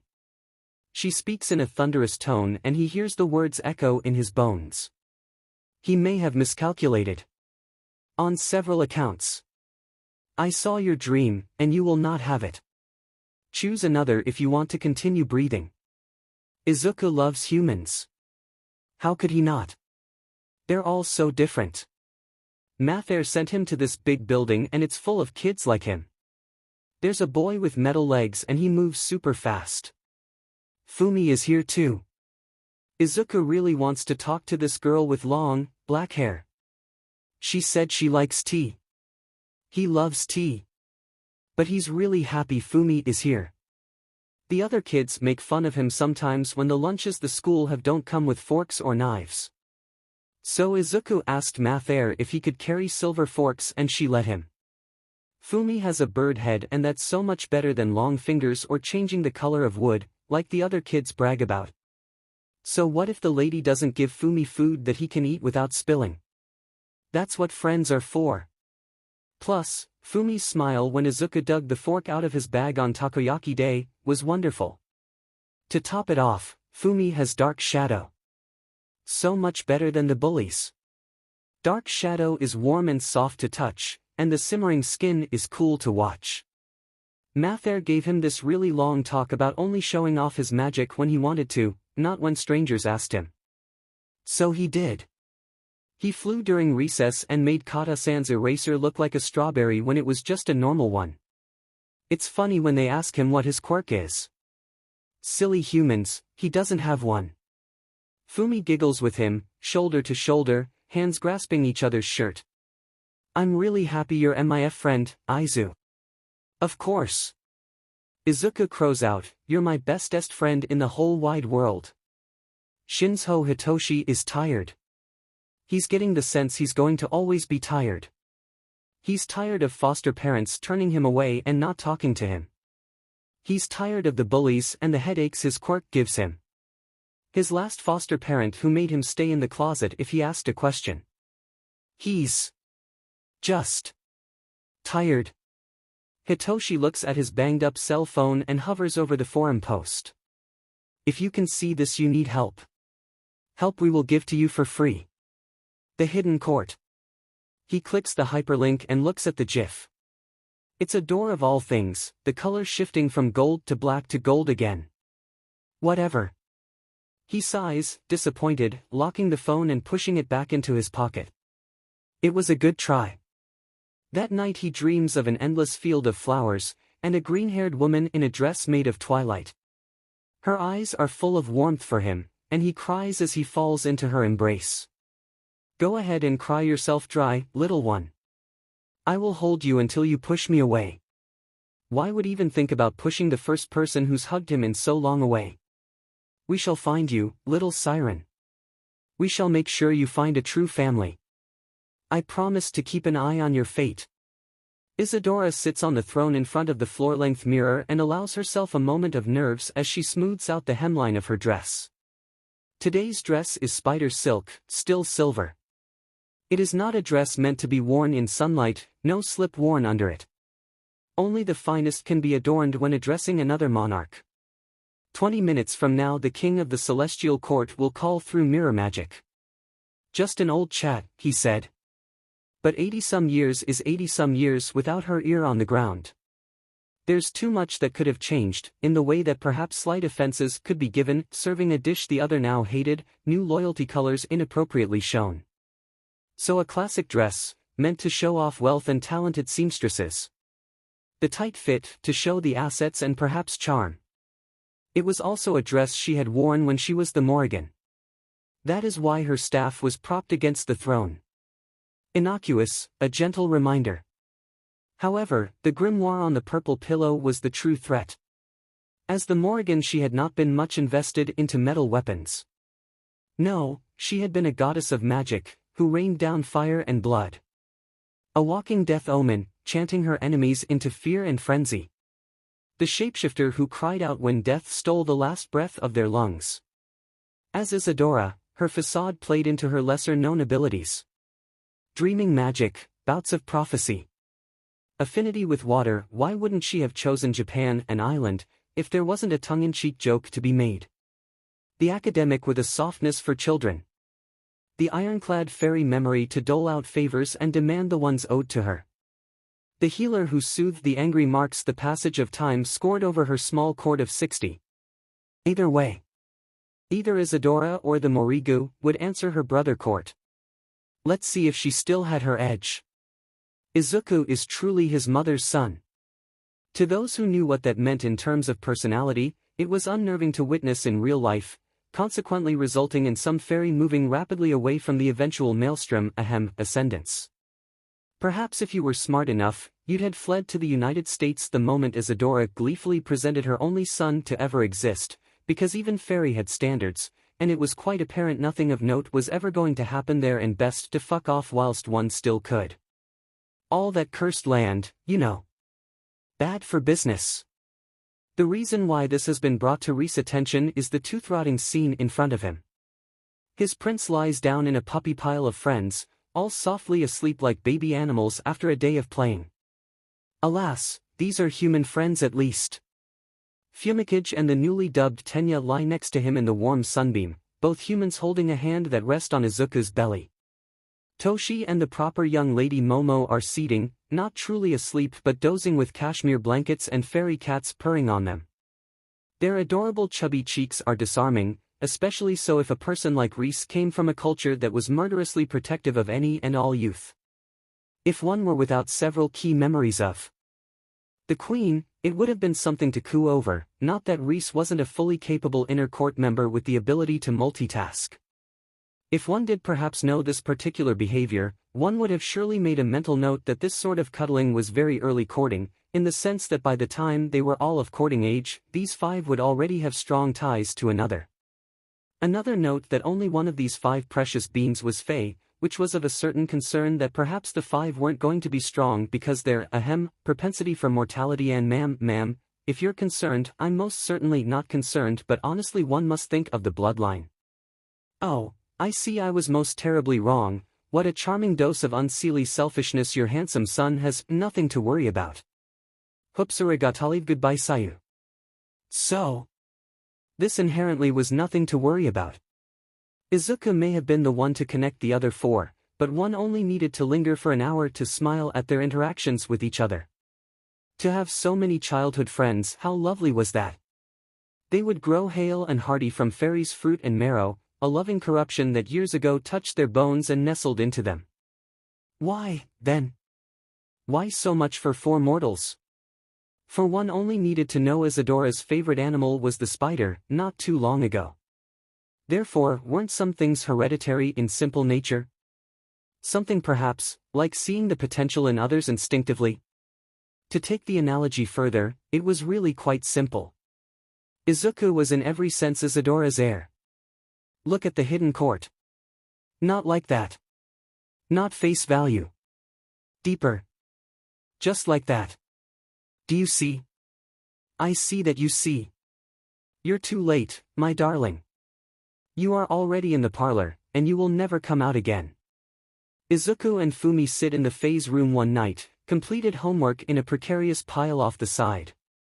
So close to finishing their first year of middle school at 𝐬𝐬, they can finally start thinking and planning for high school. Fumi is dead set on becoming an underground hero, and his very first mission is to convince Izuku to join him. Or rather, to somehow convince Izuku to ask Isadora, pretty please can I throw all the hard work you've done to keep me safe out the window? Think, my dearest, darkest friend. Think. He's got a delicate grip on Izuku's wrist, trying to once again decipher the unreadable look he's being sent, Izuku almost on top of the other boy for how close they are. 𝐓𝐴𝐻 wants his damn cuddle time, stat. There's Eraserhead and Slender teaching at UA, who knows what other masters of the night might deign to teach us. Mom would go full psycho mode if I got hurt, like, at all. Izuku weakly argues, do you think she'd let me ever near a hero school? There's never been a Fae hero, Fumi. For a reason. They both know Izuku has the heart, has the brains for being a hero. Fumi knows the lengths of the notes Izuku writes about every person he comes across.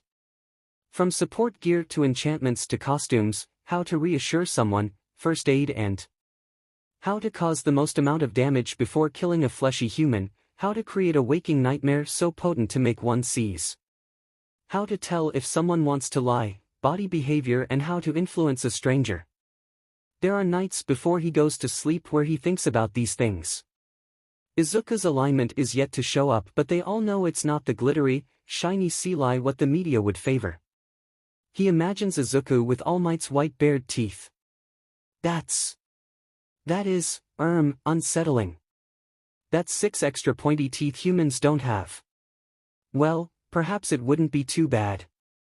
Wait. All Might's infamous spandex suit. In those garish colors. Okay, nope. Let's put a cap on that. Yeep. Back in the box of nightmare fuel. Under the bed, now. 𝐶𝐻𝐢𝐬 that in. Underground circuit it is. Fumi gently tugs the wrist in his hand, getting his friend's attention again. I'll plead on hands and knees if I must with your mother, appeal to her void dark love of chaos and madness. That gets 𝐓𝐴𝐻 a pastel soft smile from Izuku, and desperately ignores the wiggle his stomach gives, dark shadows hidden snickering. Not now, you traitorous creature. No, Fumi. Izuku sighs and gives up trying to pull away, crawls into his friend's lap and rests his head on the other's collarbone. I'll talk to her this weekend, though I might have to word it like we train as a duo. Would that be okay with you, Fumi? Izuku stifles a grin as he listens to Fumi's heart stutter. Whoops. Nizu, however ironically, is a creature of habit. Part mouse, part Arctic fox, throw in a little bear and cat and that's what he is. He thinks. Mostly positive, 74%. That was a solid estimate. Very refined, thank you. Trypanophobia is certainly a viable fear. No amount of therapy was going to fix that. He let himself chuckle, enjoying the way it made his whiskers twitch. Wouldn't that be quite the non-disclosure agreement? Back to the issue at 𝐴𝐻. Planning. Nothing that survives contact with the enemy or frenemy in this case. Still, something that needed to be done in copious amounts, or in 2 years' time, his staff was going to go 𝐵𝑡𝑠. Or be politely stolen and returned Fae. Not that that was a bad thing per se. Just. More than one person can rule the world, Isadora. So far he's stolen 3 whiteboards and about 30 different colors in markers from various teachers. Aware but not terribly concerned about the rumor about a school ghost, for the noises in the rafters, he slides another pillow onto his chair. Desperate times called for goldenrod yellow next to pastel olive. Maybe it'd bear fruit to ask Isadora to commission a line of ergonomic office chairs that catered to the more mutant quirks out there. Better color schemes for pillows and cushions, without a doubt. Or he could just as easily ship the idea off to the support wing. 2 knocks at the door alert him. He supposes the whiteboards are good enough for now, at least they're templated to easily accept new information as it comes in. And it will come in. Ah, Eraserhead-san. Midnight-san. Oh, did Present Mike get caught up with a student? He's essential to the meeting, after all. I thought I put that in the email. Aizawa sighs and vaguely gestures to Nemuri, yellow sleeping bag tucked under his arm and juice pouch in the other. That blonde idiot was stalling with a couple of ungraded papers. Nemuri said she'd put a cockroach in his shower if he skips. Nizu eyes Midnight's sadistic grin and nods. So? He says a little while after, addressing the room. Vlad King and Ectoplasm take the spots closest to the door, Cementos and Snipe in the middle, leaving Midnight, Eraserhead, Recovery Girl and Present Mike near Nizu. I've gathered you all here today to plan for the future. 2 years, in fact. He motions to the whiteboards surrounding the table, making sure no one had to strain their neck to look around. Without preamble, he starts.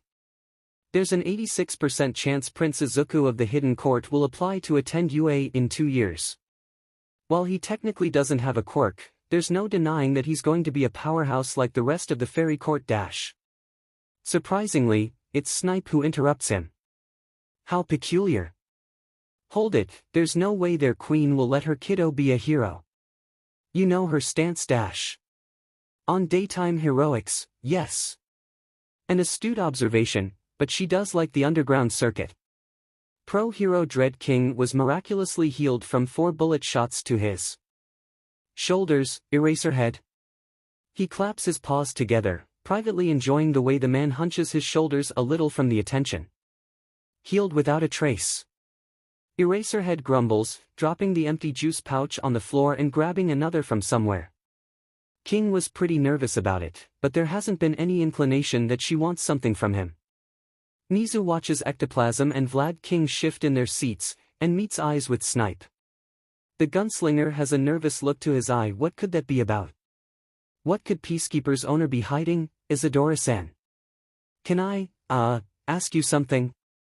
It's a late summer's night at the Hidden Court. The veranda doors to the garden are wide open, bringing in the softest of breezes and the scent of honeysuckle. Hitoshi and Isadora sit in beanbag chairs with velvet covers, both on laptops finishing up work. Hitoshi carefully peeks over his computer after he asks, fidgeting his fingers as she hums a response. He waits until she finishes typing whatever out and closes the laptop gently, putting it on the floor to give him her full attention. What's up, kiddo? She asks softly, green eyes dark in the low amber light above them. Isadora always does that around him, speaks softly. Gently. He'd be insulted if Izuku hadn't told him it was just her being at ease. I'm all ears for you. Don't be shy. Like cats, Toshi. Imagine we're all just cats. Cats are comfy in their favorite spot, right? Home is our favorite spot. Our favorite people in our favorite place. It brings out the best in us. Now scoot over and lean on me. Hitoshi hurriedly closes his own laptop and slides it to the ground, giving him space to curl up and stare at the hardwood. It's easier to not look at her. He has to ask. Has to. It's been a couple of years since I, met you all. I mean you're all like amazing and I'm happy. Sometimes I want to ask. If I ask you, I'm scared you're gonna be mad dash, oh no, he can feel it bubbling up, throat clicking. A dozen or two midnight thoughts coming up. His hand flies up to grip the back of his neck, the cold hand against his burning neck. Why? Why are you so nice? What do you want? Who are you all? What's going to happen to me now? Why did you save me? Why did you save me? He doesn't care how his voice cracks. Can't tell it sounds wounded and desperate. Definitely doesn't see how her eyes go wide in realization, and then go between heartbreak and anger. Silence. And that makes it worse, the longer it goes on. There's a ringing in his ears, faint and high-pitched. He squeezes his eyes shut. Fuck, he's fucked up. Shouldn't have asked, shouldn't have wondered, she's going to kick him out and he'll be back to that miserable place, locked in the closet that smells like mildew and the crackling light bulb, and he'll never eat so good again. No more soft cats and blankets, and he'll be cold without all the hugs and smiles. He'll be cold, cold, cold. A warm hand brushes his, and he grips it tight unwittingly. Can't tell if he keens at the thoughts petering away. Did he say that all out loud? No. 𝐬𝐻, hey, Toshi. Ah, sweetie. I'm not mad, I promise. Wasn't expecting it, to be honest. You just surprised me. Got one up on this old woman, hun. Gentle, again, as she puts her other warm hand on his cheek, thumb barely felt as he feels her brush away a few angry tears. Hitoshi cracks his eyes open a little bit, and fights the urge to curl up even tighter. His best friend's mom looks so concerned, crouching in front of him. She watches him for a moment, a sad little smile on her face. After a moment and his panic eases back the tiniest bit, he again feels her thumb trace his knuckles, not bothered by his death grip. Do you remember when you called out to me? Hitoshi tries to nod. The dream with the meadow? You cried and hugged me, like it was the first good dream you'd ever had. He doesn't want to be a pity case. Is this what it is? He feels his eyes burn hot again in shame at the thought. Never mind his friends abandoning him, this is the fear. Isadora continues on anyways in that Sato voice, her fingertip just barely grazing his temple. When 𝐀𝐦 and I came the next day to get you out of there, I didn't see a young boy who was scared and worthless. You were reluctant to hope, sure. That's natural. I saw, instead, a boy who was ready to try anything to be out of that disgusting place. How could I not be protective? Toshi, kiddo. If I could adopt you, I'd have done it in the first week. We barely got by with now standing as your foster parent. He notes her voice goes chilly in the next words. Your caseworker is in our pocket, you'll never go anywhere you don't want to. He feels her forehead tap his messy hair, and it clicks. Oh.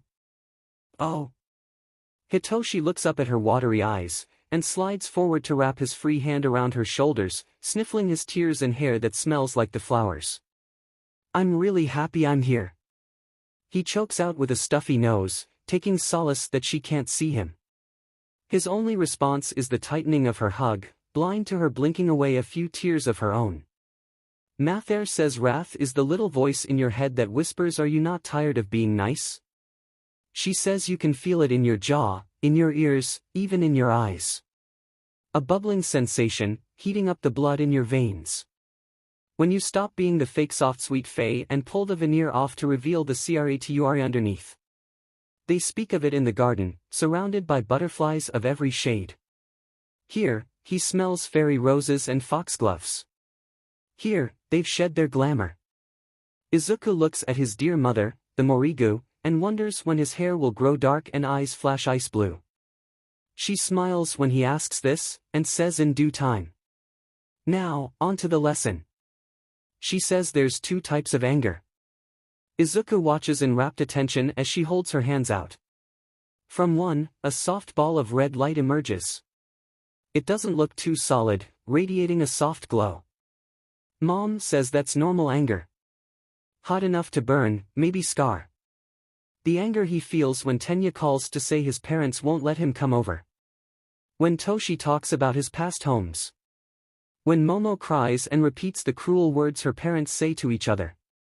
Mother says that sometimes anger hides other things, like sadness. Anger and jealousy. He's felt multiple emotions at once, of course. It's just that nothing has happened in his life to make him feel so much of the negative stuff.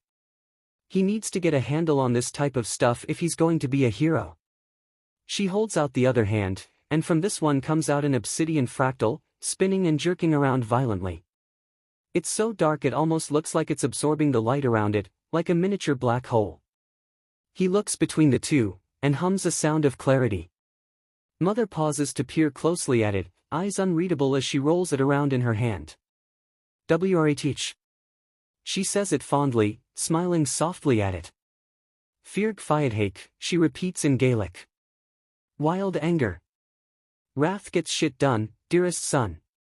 When you're done playing nice, when you cannot hold back the bloodthirst, when you look at your enemy, feel that last bit of control slip away. Both are so pretty, are they not? Humans hold themselves back from it, like weaklings. So many delicious emotions to experience, and they avoid the ripe fruit. Wrath is intoxicating. You can make a little home for your soul in wrath. In the bloodlust and rage you can feel more alive than before. So let yourself feel the rage. Mom looks at him, withdrawing the two creations back into herself and walking over to him.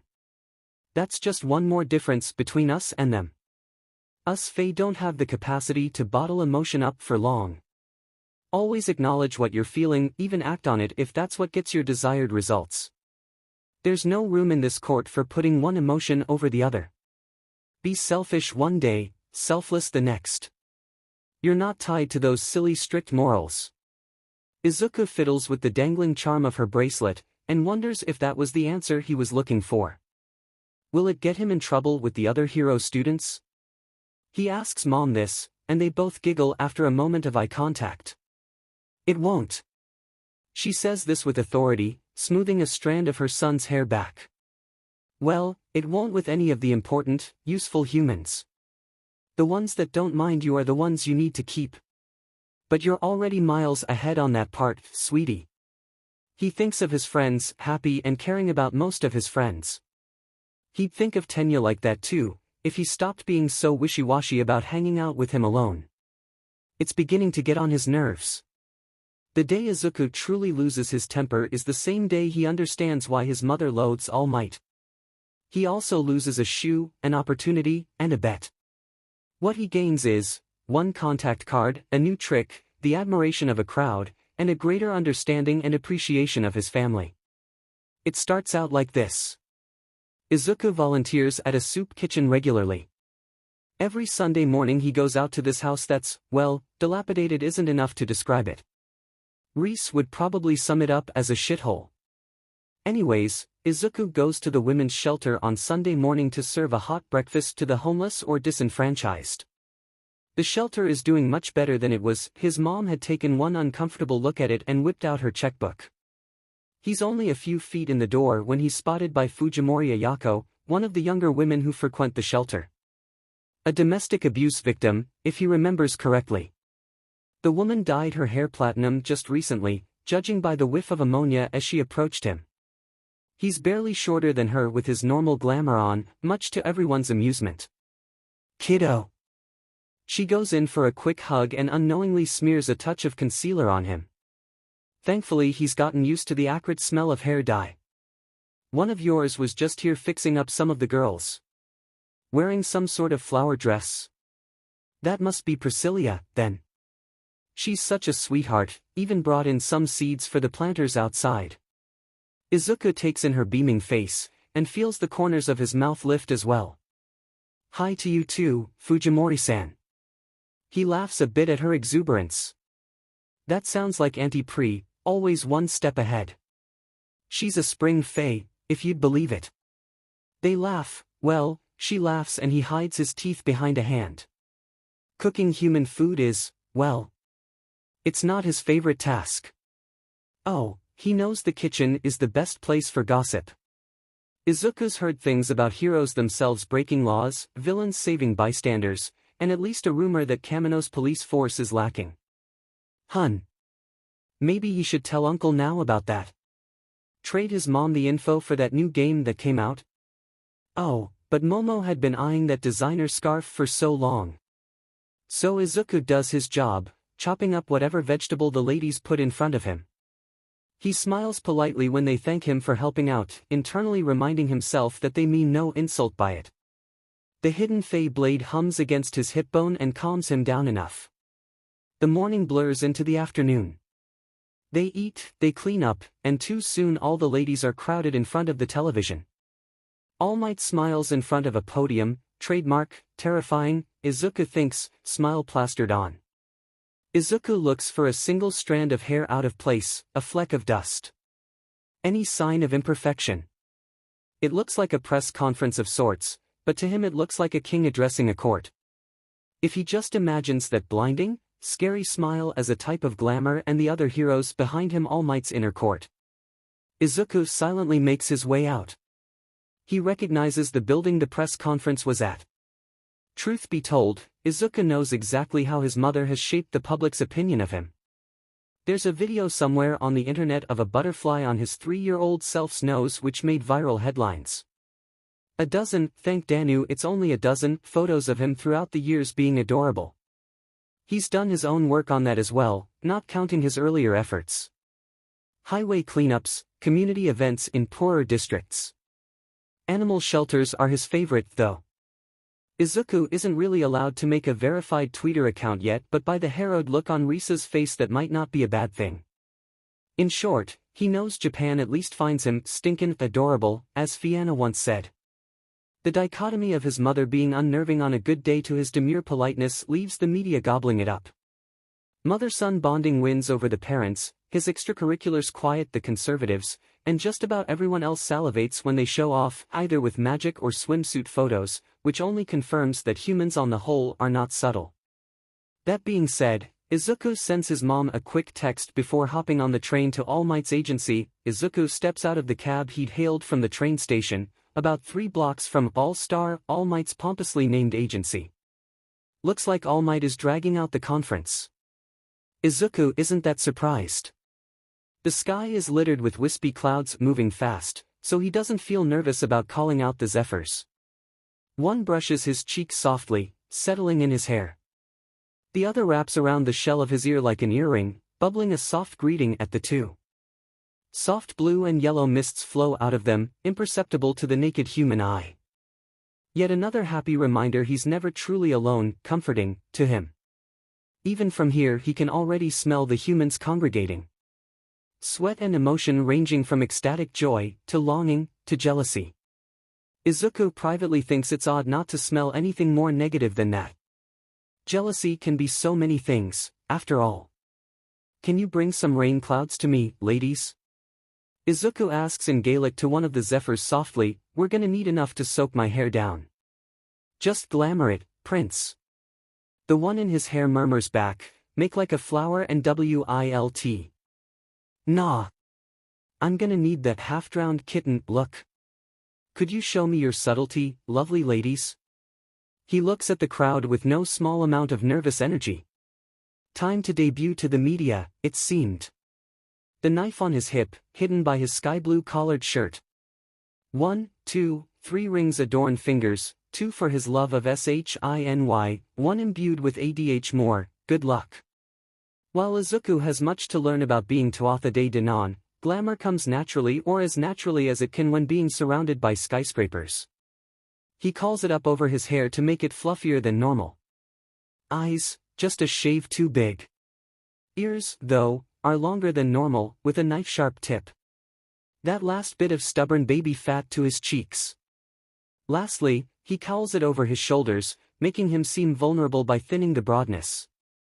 As he walks towards the commotion, he makes sure to peek at his reflection off of storefront windows. By the sweet goddess, he looks pathetic. Boy, baby boy, his tagalongs sing, making him blush. Little baby Fae/go make some waves/ maybe you can stay/ we'll take them all away. No, that last bit doesn't fit. Northeast, help me.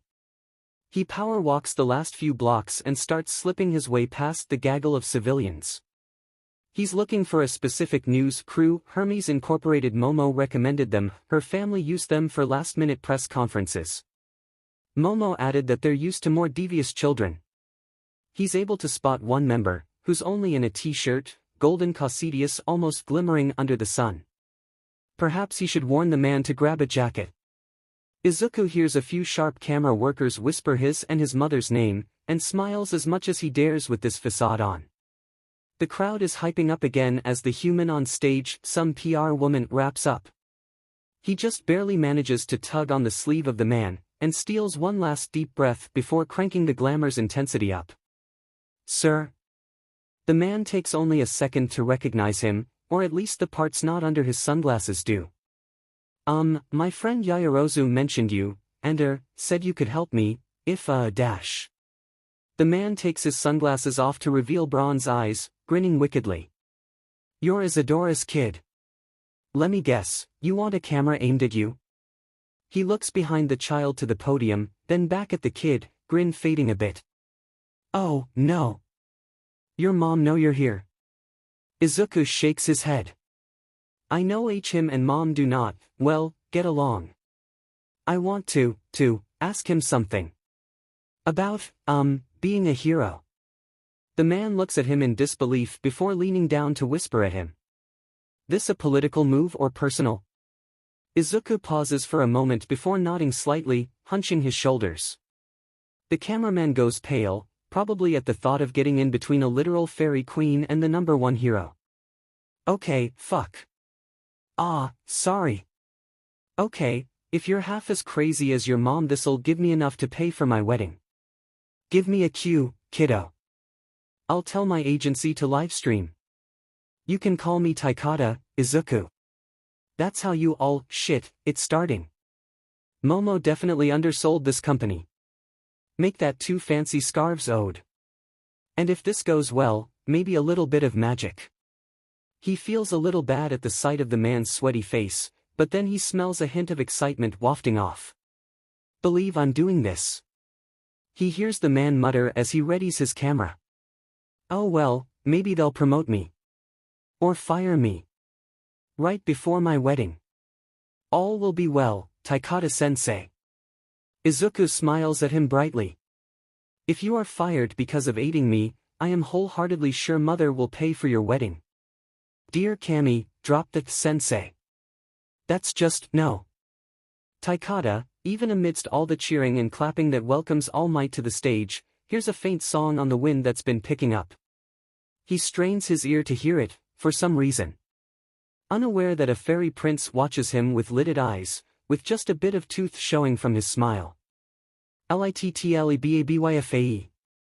𝐺𝐸𝐬 𝐬𝐈𝐵YOUCNSTAY. ANDSHOWTGMWHATYOUCRAV. You are a citizen watching the press conference. You're just happy to be here, seeing All Might in the flesh. Even though he's not your favorite hero, it's still All Might. He waves to the crowd with that million-watt smile, waving and giving thumbs up to the cameraman. There's not even a police barrier there. It's so inspiring to see him so unafraid of villains, who's stupid enough to attack the literal #1 hero in broad daylight. He'd save you all in a blink. No, not even a blink. It takes a few moments for everyone to quiet down, much to All Might's laughter. And well, that just starts up the cameras and cheering again. You take a look behind you to see how big the crowd's grown, and you see a little kid with a bird's nest of green hair. Early teens at least, but the boy seems a little upset at how much taller everyone else is as he strains to see the hero. He looks kind of familiar, actually. Weird. The boy catches your eyes and his face lights up, pointing to his chest and then over to you. Oh, what a sweet kid. It takes some gusto to brave a crowd this big. Unwittingly, you wave him over and watch him tap a cameraman on the shoulder to point to where you are. The kid's father, maybe? That could explain why you feel like you should know him. By the time he makes it over to you, All Might is finishing up posing. Thank you very much. This eye is so exciting, oh my gosh, it's All Might. Blurts out of the kid's mouth. Holy shit, this kid is adorable. Aha, I'm truly glad to see all my fans on such a fine day. Tokyo News here, there are pictures of you exiting the national diet a few days ago. All Might, are you dash? Kaya All Might Sama. Heroes Monthly, are you still in contact with I-Island for your costume dash? Mustafa Daily, are you going to the Hidden Courts fundraiser for dash? Absolutely not, young man. The crowd is dead silent, save for the reporter paling under All Might's stern face. You look at the kid next to you, and it clicks as you take in the child's appearance. His name is Izuku, isn't it? Holy shit, this is Izuku, Denka. Your eyes are focused on the kid in front of you as All Might addresses the reporter. Daily. All Might, could you elaborate why? You both raise so much for relief efforts, surely you'd think what you could raise together. The camera will show the women behind All Might muttering to the man with a pinched expression, but no words will be overheard as the wind picks up a little more. It is only a difference in ideals, haha. Not everyone gets along. Who wants to know how I defeated that villain, eh? According to the instant clamor that rises up after that short question, hot, juicy gossip, no one's going to let that go. Such a bad response begs the question. Your gaze has been fixed at the literal fairy prince this entire time, and you spot the flinch the prince made as All Might spoke. Weren't the Fae particular about something? Integrity? No, something with words. Wait a second. Mouth dry, you have to ask. You vaguely feel like you're intruding on something big. Did he just lie to everyone? There's no explanation for the chill that goes down your back as he nods. You know that All Might is just a normal person, but the #1 hero in Japan just lied on camera. All Might lies? Surely it's just a little white lie. A silly argument? He hates us. Izuku Denka says softly, hand coming up to rub the pointed tip of his ear. He hates me too, I think. I want to be a hero anyways, I just want to help, you know. All Might can't hate you, he only hates villains. You speak without really processing. They're infamous for not being able to lie. Kid just said that All Might hates his family. Wait. Yes. He thinks that you're all, you know, villains? Yes. Well. You almost swallow the words, but between supporting a kid who's got the #1 hero against him, and the #1 hero actually hating a kid. Well, you're from Mustafa first, before Japan. Adults can make mistakes, too. The kid gives you a wobbly little smile, and you would swear on your uncle's grave you just heard a bell chime. Now that Izuku feels a little better from charming another person, he leaves the stranger and wades deeper into the crowd, gingerly using the barest amount of magic to not draw any more attention to himself. The Zephyrs giggle at the ruckus, whispering to each other in pitches too high for him to make any sense of. All Might's PR aide takes the podium for a few minutes, speaking spunglass fragile words of assurance and politics. Idly, he wonders if the rain now sprinkling down is smudging her makeup. Rain, after all, was not in today's weather report. Izuku fights the cheeky grin that threatens to bloom at the sight of speech cards on the surface of the wood podium. The hero saved the day, don't focus on this rotten foundation. The hero saved the day, this is Japan, smile and nod and all will be well. The thought is so bitter it's as if Izuku bit into wormwood. I can see the pulse in your neck jump from 30 paces. We'd eat you alive. The Zephyr of North-Northeast cackles at the face he pulls. Oh Limb, you are certainly your mother's, haha. Ah, nor, don't tease the Pryansa. Ta me fiasrak onois. Ladies, I can understand you. He makes sure to lower his eyes as All Might sweeps his own through the crowd. A pulse of nervousness threatens to bubble up as he takes a reality check. Holy shit, what would even happen if All Might spotted him anyways? Would he stop the press conference? Call security? No, that would give Izuku ammo to fire back. Fae or not, he's still a child, never mind his aspirations to be a hero. There's no way to make that palatable to the humans. A little part of his brain is screaming to just go home. What the fuck is he trying to accomplish? Fumi is going to kill him, Momo is going to ignore him until he grovels at her feet as he should, women remain unknowable in his opinion, Toshi will keel over from laughing and Reese might. Oh Daniel bless it, Mom isn't going to let him hide behind her, might as well say goodbye to any and all plans for weekends. Oh, and he had promised Reese that he'd make his splash into the media memorable.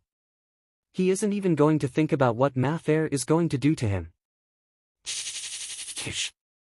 Okay, redacted, think. We have a news crew check. We know the audience can be convinced double-checked. Everyone here knows I can't lie and that I can tell when someone does. No one knows what I can do besides that. As long as I don't incite a riot for any reason, the worst bet is that I get driven home by the police. What can I go after? All Might is going to wrap this up in a bit, but he always stays after at least 5 minutes to talk to kids. The news always shows a clip of the hero making kids like me smile, think th. Okay. I've got this. And it happens exactly how he thought it would. A little like clockwork, really. Izuku mentally notes that even if someone got the drop on All Might, the hero's fastest speed was a little under Mach 2 as of 6 years ago. Could All Might be as strong as Mom? Impossible. Actually fucking impossible. What was Mach 2 in the face of Faerie? Was that why she was so bitter towards him? But that man that he barely remembers, that anti-pre-healed, they were on okay terms.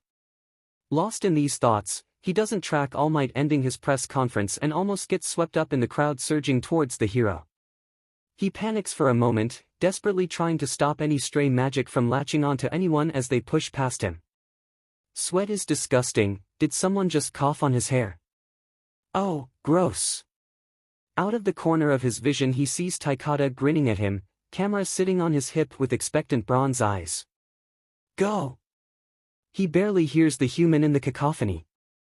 He gives the man a mischievous grin and starts following the crowd to All Might, slipping under elbows with just a touch of speed, his voice saccharine sweet as he apologizes for bumping into people. Just a few meters in front of him is the biggest thorn in his court side. Toshinori Yagi was having a decent day. Just a normal, ordinary day. A villain was behind bars, he had enough time left to attend his own press conference, and now he was signing autographs for little children. Days like this were meant to be lived for, nothing stressful, nothing earth-shattering. His nemesis was 7 years dead, and he'd been in talks with Nizu about teaching at Yui for a week now. The smile was a little easier to wear today. He really should have expected this to happen. The first sign had been easily ignored. Of course he felt watched, he was being recorded. He had heard a few of the camera crew mention that Faerie child, but when he looked he didn't see the boy. The second sign had been odd. He'd make eye contact with an androgynous young adult, and had been privately baffled at the look they'd given him. They'd held his eyes for an uncomfortable few seconds before looking behind them. Mistrust. Suspicion. Wary. Now, those two occurrences did not a pattern make, that he knew at least. But he'd paid it no mind, seeing as things were wrapping up. That rain sure came out of thin air though. Maybe he'd take advantage and spend his night on the phone with David, seeing as 𝐀𝐦 was always busy at his precinct. Or maybe he was always busy with those bastards. Were they blackmailing him? Now was a good man, he wouldn't cozy up to such obviously corrupt people. Gwyn, he mentioned a Gwyn all those years ago. Were they dating now? The third sign was the sight of a singular teen, half hidden by the crowd clamoring for him to sign shirts and hats, forest green hair with eyes that shone like emeralds. One for All let him take a split second to spot gold flecks in them, and when he blinked the child was barely a meter away from him. To him, the child looked like a monster wearing human skin. The angles of the kid's face were all wrong. None of the Fae looked Asian, but glamour. That's right, the bastards wore magic-like clothes. Hello, All Might. The child speaks, giving him a close-lipped smile before stuttering at him. Can I become a hero like you? And that's when his ears started to ring. Holy shit. Holy shit. Don't pass out, human. That'd make me look bad. Mr. All Might. Izuku takes a step closer, hand going to his messenger bag to pull out a notebook. The crowd is confused at the bloodless, but still smiling face of their beloved hero. The murmurs in the crowd swell a bit, snippets of conversation floating above the dull roar in his veins. He catches his and his mother's name, but ignores it as he steps forward. I know that you and Mom have, differences but I want to be a hero, like you. Oh sweet Danu, don't fuck this up. You're damned if you say I can, you're doubly damned if you don't. As he offers his notebook towards the man, that hollow smile with teeth bared make his senses blare in warning. Protect the neck, protect the chest, back the fuck up, are you insane? Where is your bodyguard? Why are you so far away from the court? Grab the pen, aim for the eyes. Book it, melt into the shadows. You're not immortal until you turn 18, you're vulnerable, you're weak. When he hears a human coo at him and places a hand on his shoulder, Izuku realizes he's trembling. The notebook shakes in his hand as he holds it out. The zephyrs clutch his hair so tightly it stings, for they too are on edge. It takes an uncomfortable few moments for the hero to respond, a muscle ticking on the side of his temple. The man snatches it out of his hands suddenly, too fast for Izuku to track. Young man. Izuku cranes his head up, twisting his face to look hopeful despite the steady rain that falls on his face. A beat where he can practically smell the man searching for words. Indecision smells like fog, the water falling down making 𝗀𝐻𝐬 thick, it rolls off the human in waves. I want to be a hero. I am the only one that in the family eligible, 'cause of the age restriction law. I just want to save people. Izuku blurts out on live, national media. Oops. His companions almost fall out of his little sphere of glamour laughing. Well, he threw restriction there because it was a wee bit more dramatic than limit. Nah, close enough. And it's true, he wants to save people. If he had said limit, that word is quite a reasonable word to say. You have a limit on how young you can be to get a driver's permit, laws have limits. But the word restriction sounds a lot like restricted in bold red letters. The sign on a door that forbids opening it, R-rated movies, it's a spicy word that demands a response. Why is there a restriction? The only thing that makes Izuku's family different is that they're Fae. Doesn't it beg the question? Besides, the damage has already been done. The hero takes a breath as he finishes signing his notebook, the crowd quiets down to hear. You should look into other ways you can help people. He hands the notebook back to the teenager. The moment is broken, the crowd rushes forward again. Time blurs a little around Izuku, after that. Now it's his ears that are ringing. Izuku let himself be ushered away from the confused crowd by 𝗀𝗏𝗀𝗏. He's not dissociating, but he doesn't get it. That's it. That's it. That's all he had to say. 𝐻𝐴TSALLHEHADTOSAYTOHM. Redacted, are you alright? Little Priyansa, you did fine. Please calm down. The high pitch of the wind sprite cuts through his oddly unfocused mind. Calm down? Is that what he's feeling? What am I feeling? He mutters to himself. Belatedly, he almost misses the pale, worried look on the human in front of him. Part of him feels bad for 𝗀𝗏𝗀𝗏. He waits for his ears to stop ringing so fucking much, watching the human's mouth form words he forgets the meaning of. He steps to the side, feeling a shoe slide off. That feels a little better, a little bit grounding. The hum of the subway under his foot, the asphalt embedded with minerals that sparkle in the now clear sky. Izuku feels his phone buzzing like a swarm of hornets. Numbly, he ignores the questions being fired at him and fishes it out.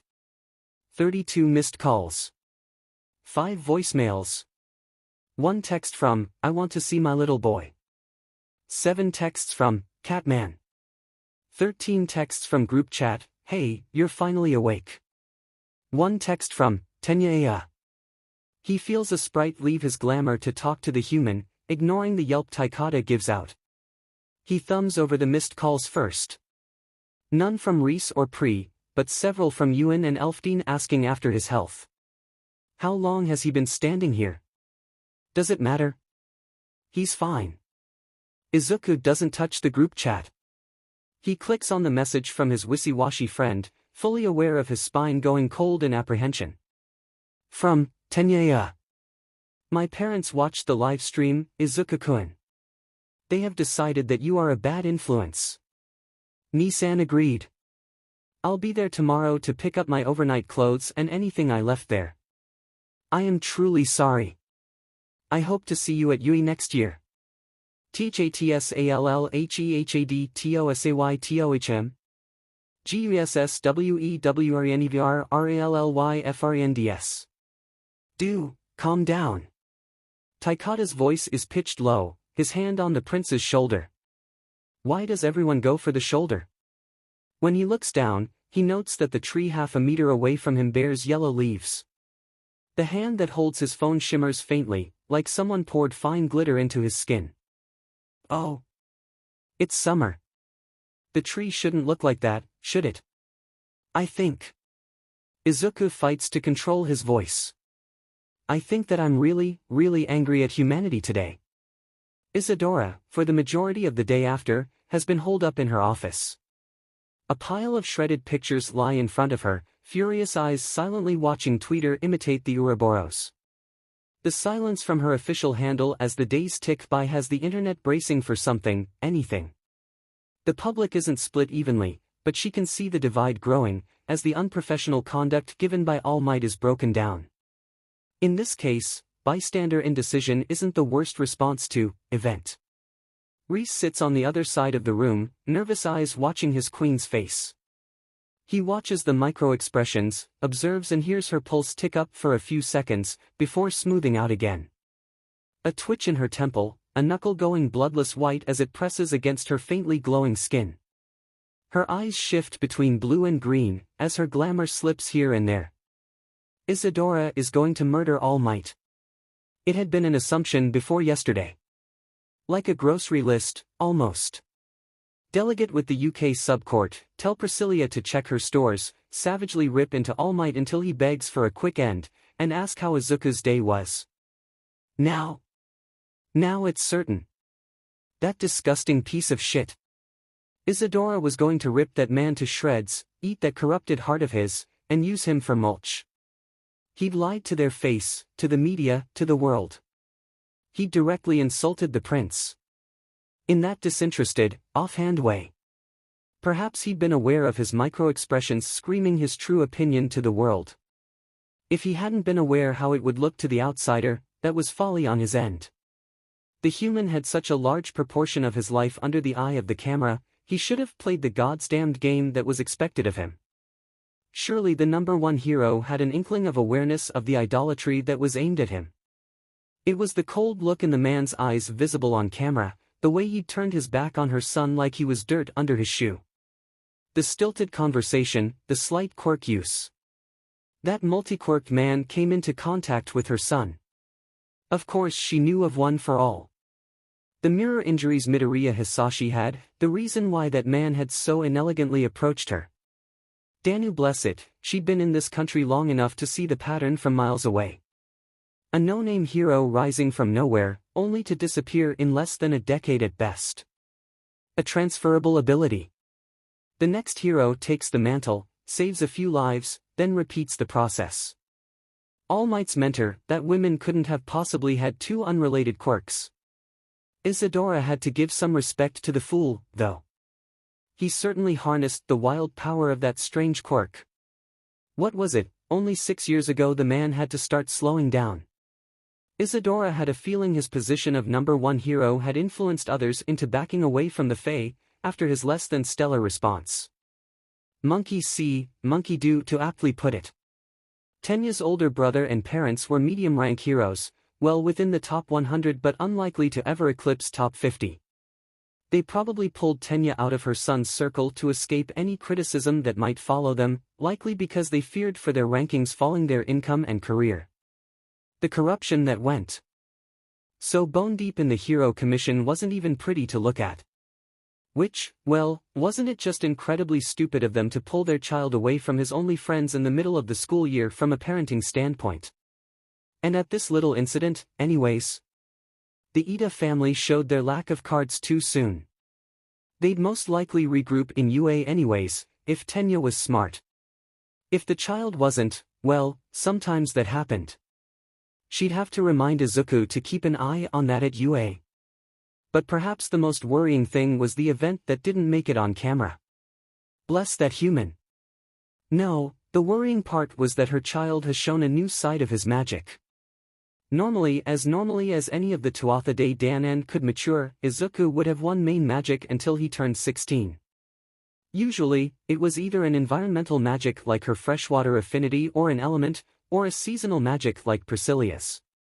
The magical core of a child isn't designed to handle another channeling path, too small and too unrefined.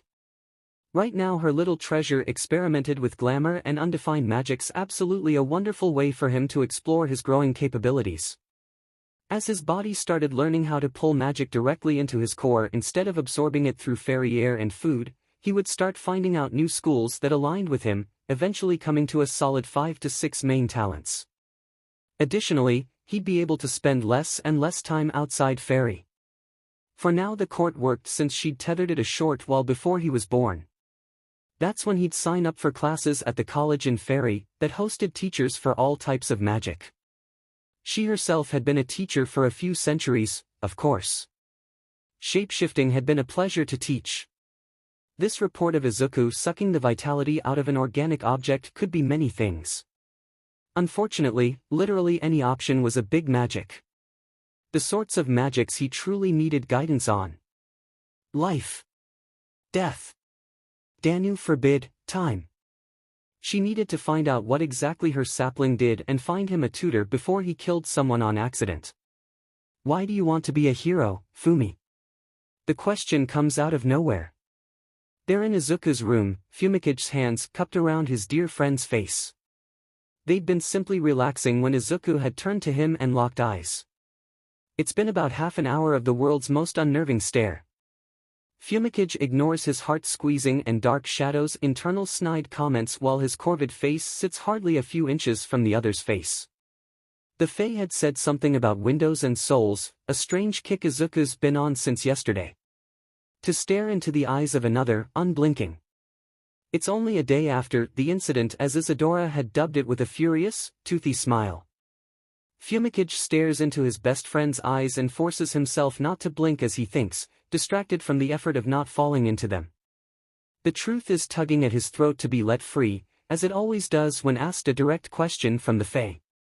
Izuku knows that staring into the eyes of a human is different from his brethren. In the eyes of the Fae, one could squint past the iris and peer into raw magic.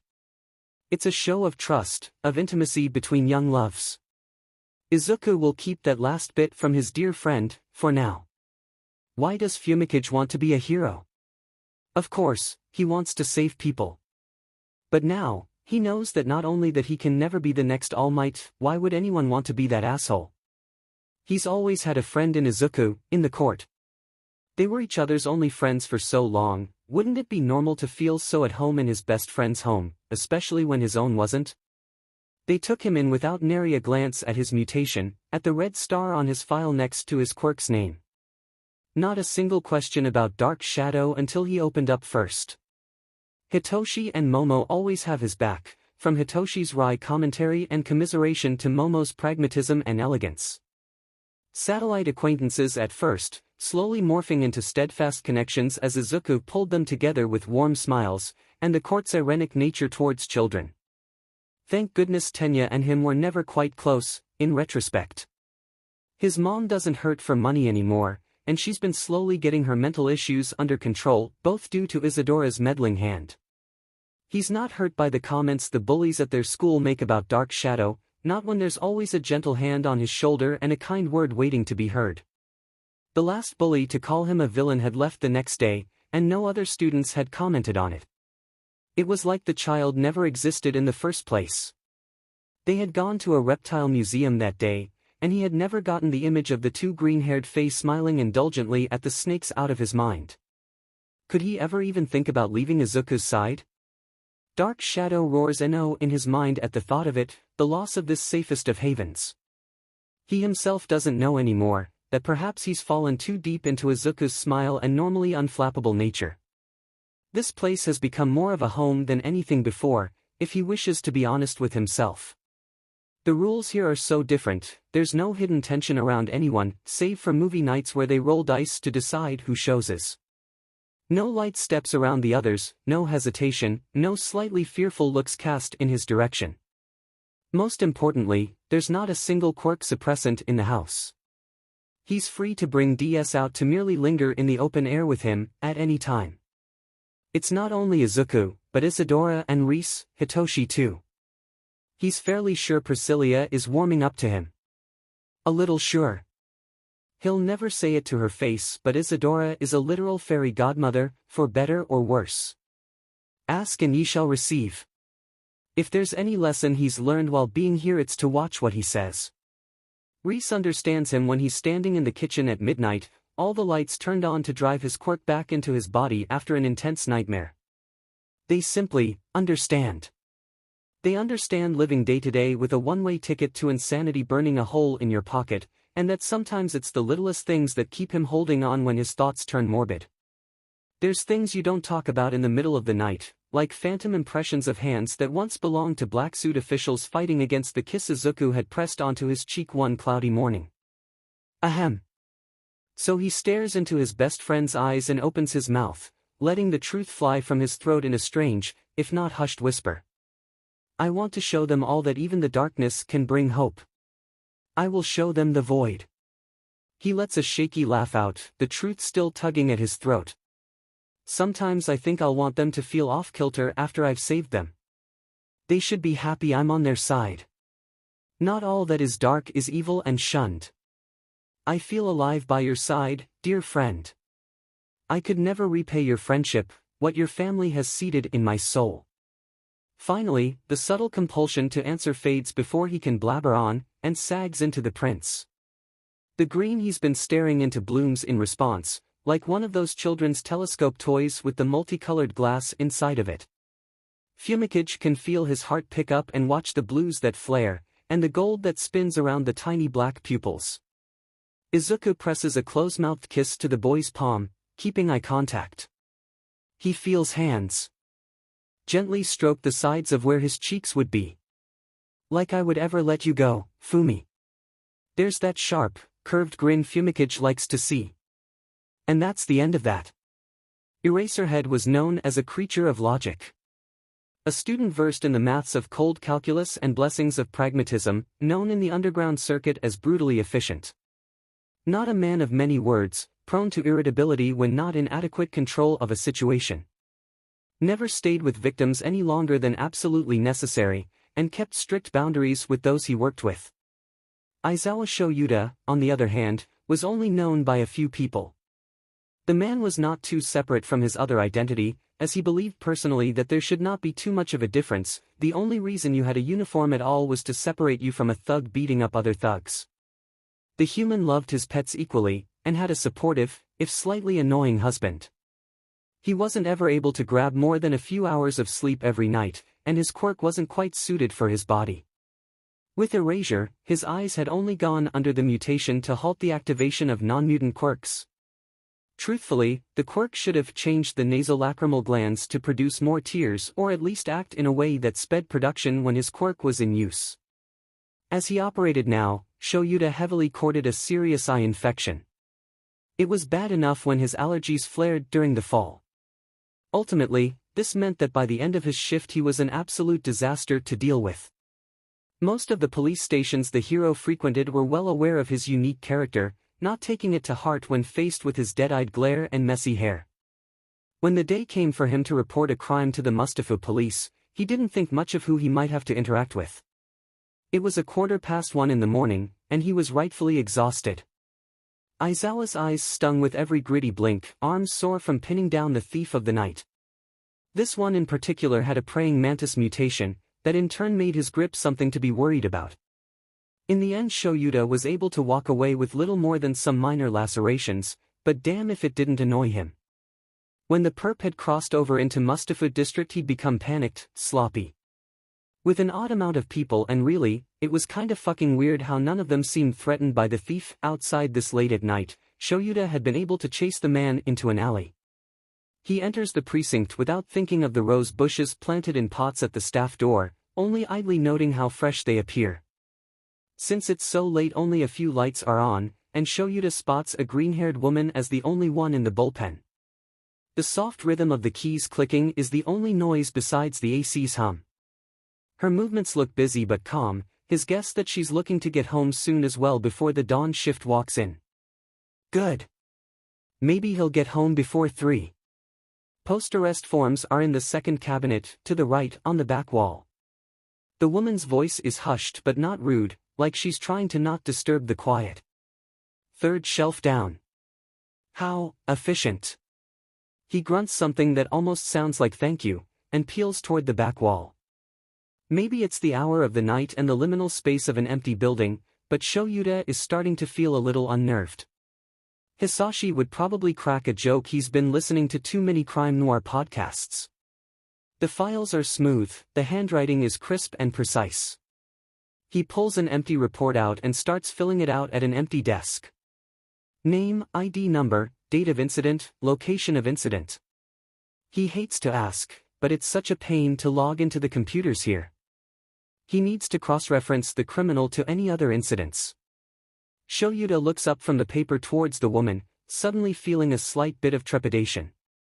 The LED light coming off the lamp on her table from his angle makes her look, not quite human, to be honest. Something about the jaw and cheekbone. The veins over the back of her hands, at least from what he can see, is some odd shade of yellow. Immediately, he silently reprimands himself. Subtle mutation quirks still face discrimination, after all. This woman is obviously a professional, given the speed and focus of whatever she's doing on her work computer. It's the dead of night, and if he's this tired, she's exhausted her. What do you need, hero? Her voice cuts his thought process, and he tries to keep himself from jerking. You smell like indecision, guilt, and exhaustion. Her eyes flash as she tilts her head up to look at him properly, fingers still tapping away on the keyboard. He forces his eyes back down to the paper. No use hiding from whatever strange quirk this woman has. Cross-reference 𝐀𝐦 𝐍𝐭. He's a thief. Is what comes out of his mouth. He regrets it a little, but this is who he is at 𝐴𝐴 in the morning. He hears the clicking of the keys stop. The silence drags on for a moment before he flicks his gaze back up. She's staring at him with an emotionless face, but 𝐀𝐦 swears the lighting makes her look murderous for a moment. She grabs the bendy neck of the lamp to shine its light fully on her face. 𝐀𝐦 feels his breath stop as he watches something iridescent slither over her skin, smoothing the parts he just mentally commented on looking inhuman. As it passes, her face regains normalcy. Tisk, use your manners, mortal. 𝐀𝐦 watches her mouth shape the words and they look like they should sound like a whisper, but they fill up the bullpen and he feels them, almost like feathers, against his rib cage. Oh, shit. Oh fuck, he's in the 𝗵𝗲 police department. She tilts her head further into the direction of the light, so he can watch the ripple finish its path over her skin. This is one of the Fae and he's all alone with one. I am quite quickly becoming tired of rude humans. Fill out what your memory supplies, give me the form and go. Home.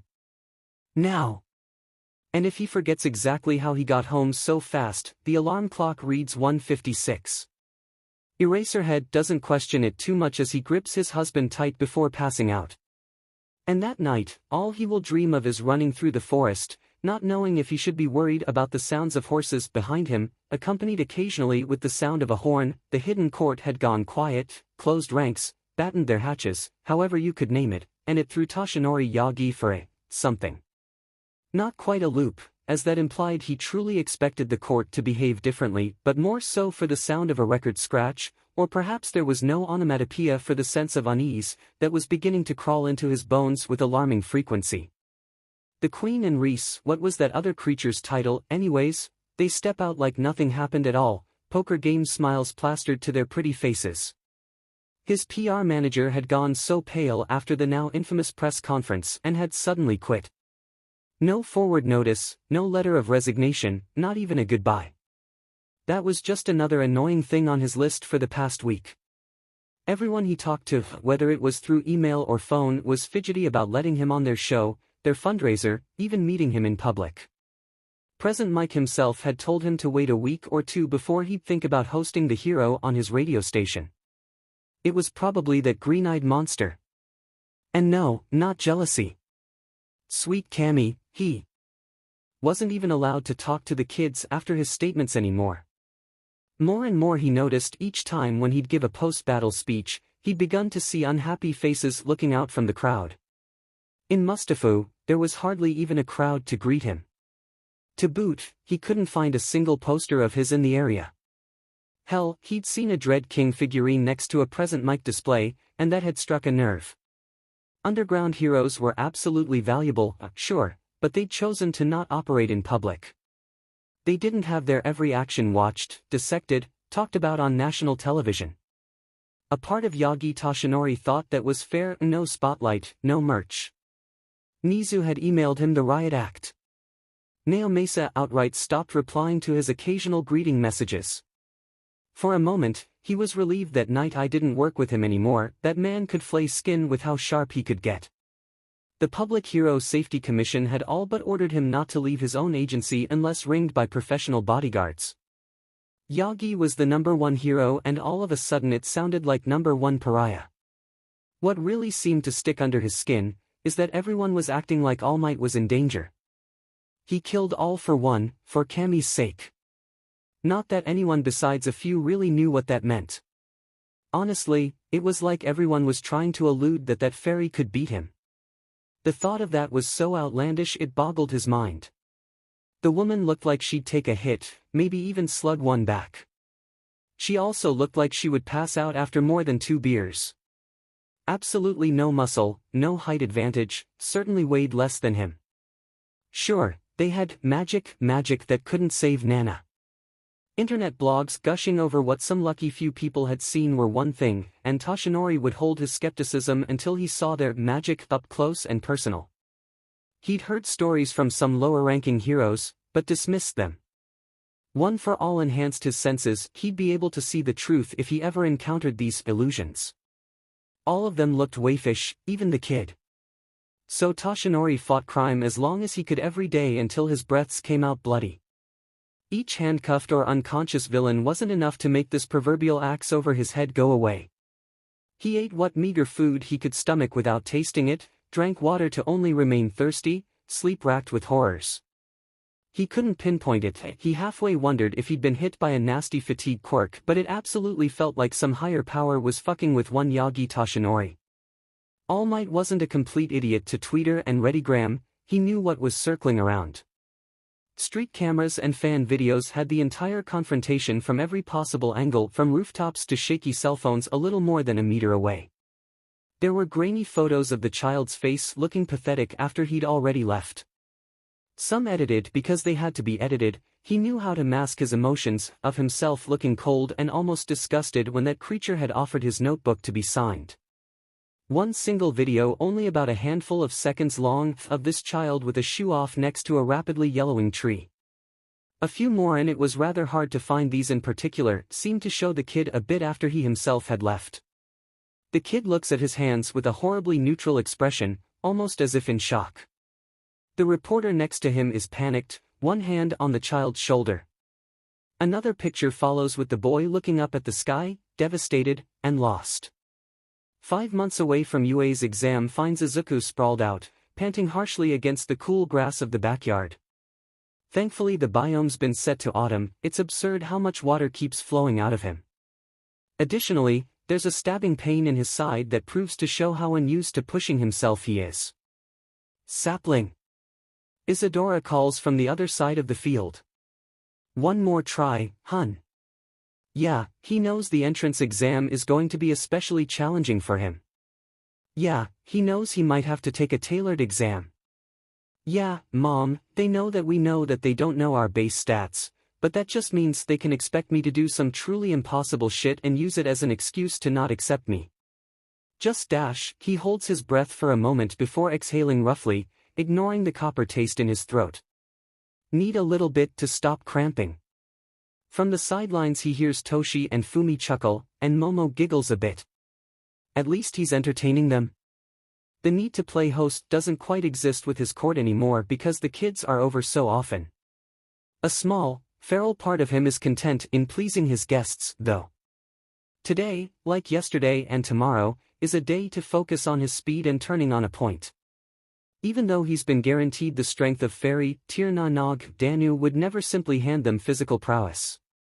It's not annoying to him, but it's rather that part of him loves that he has to sweat and bleed so surpass.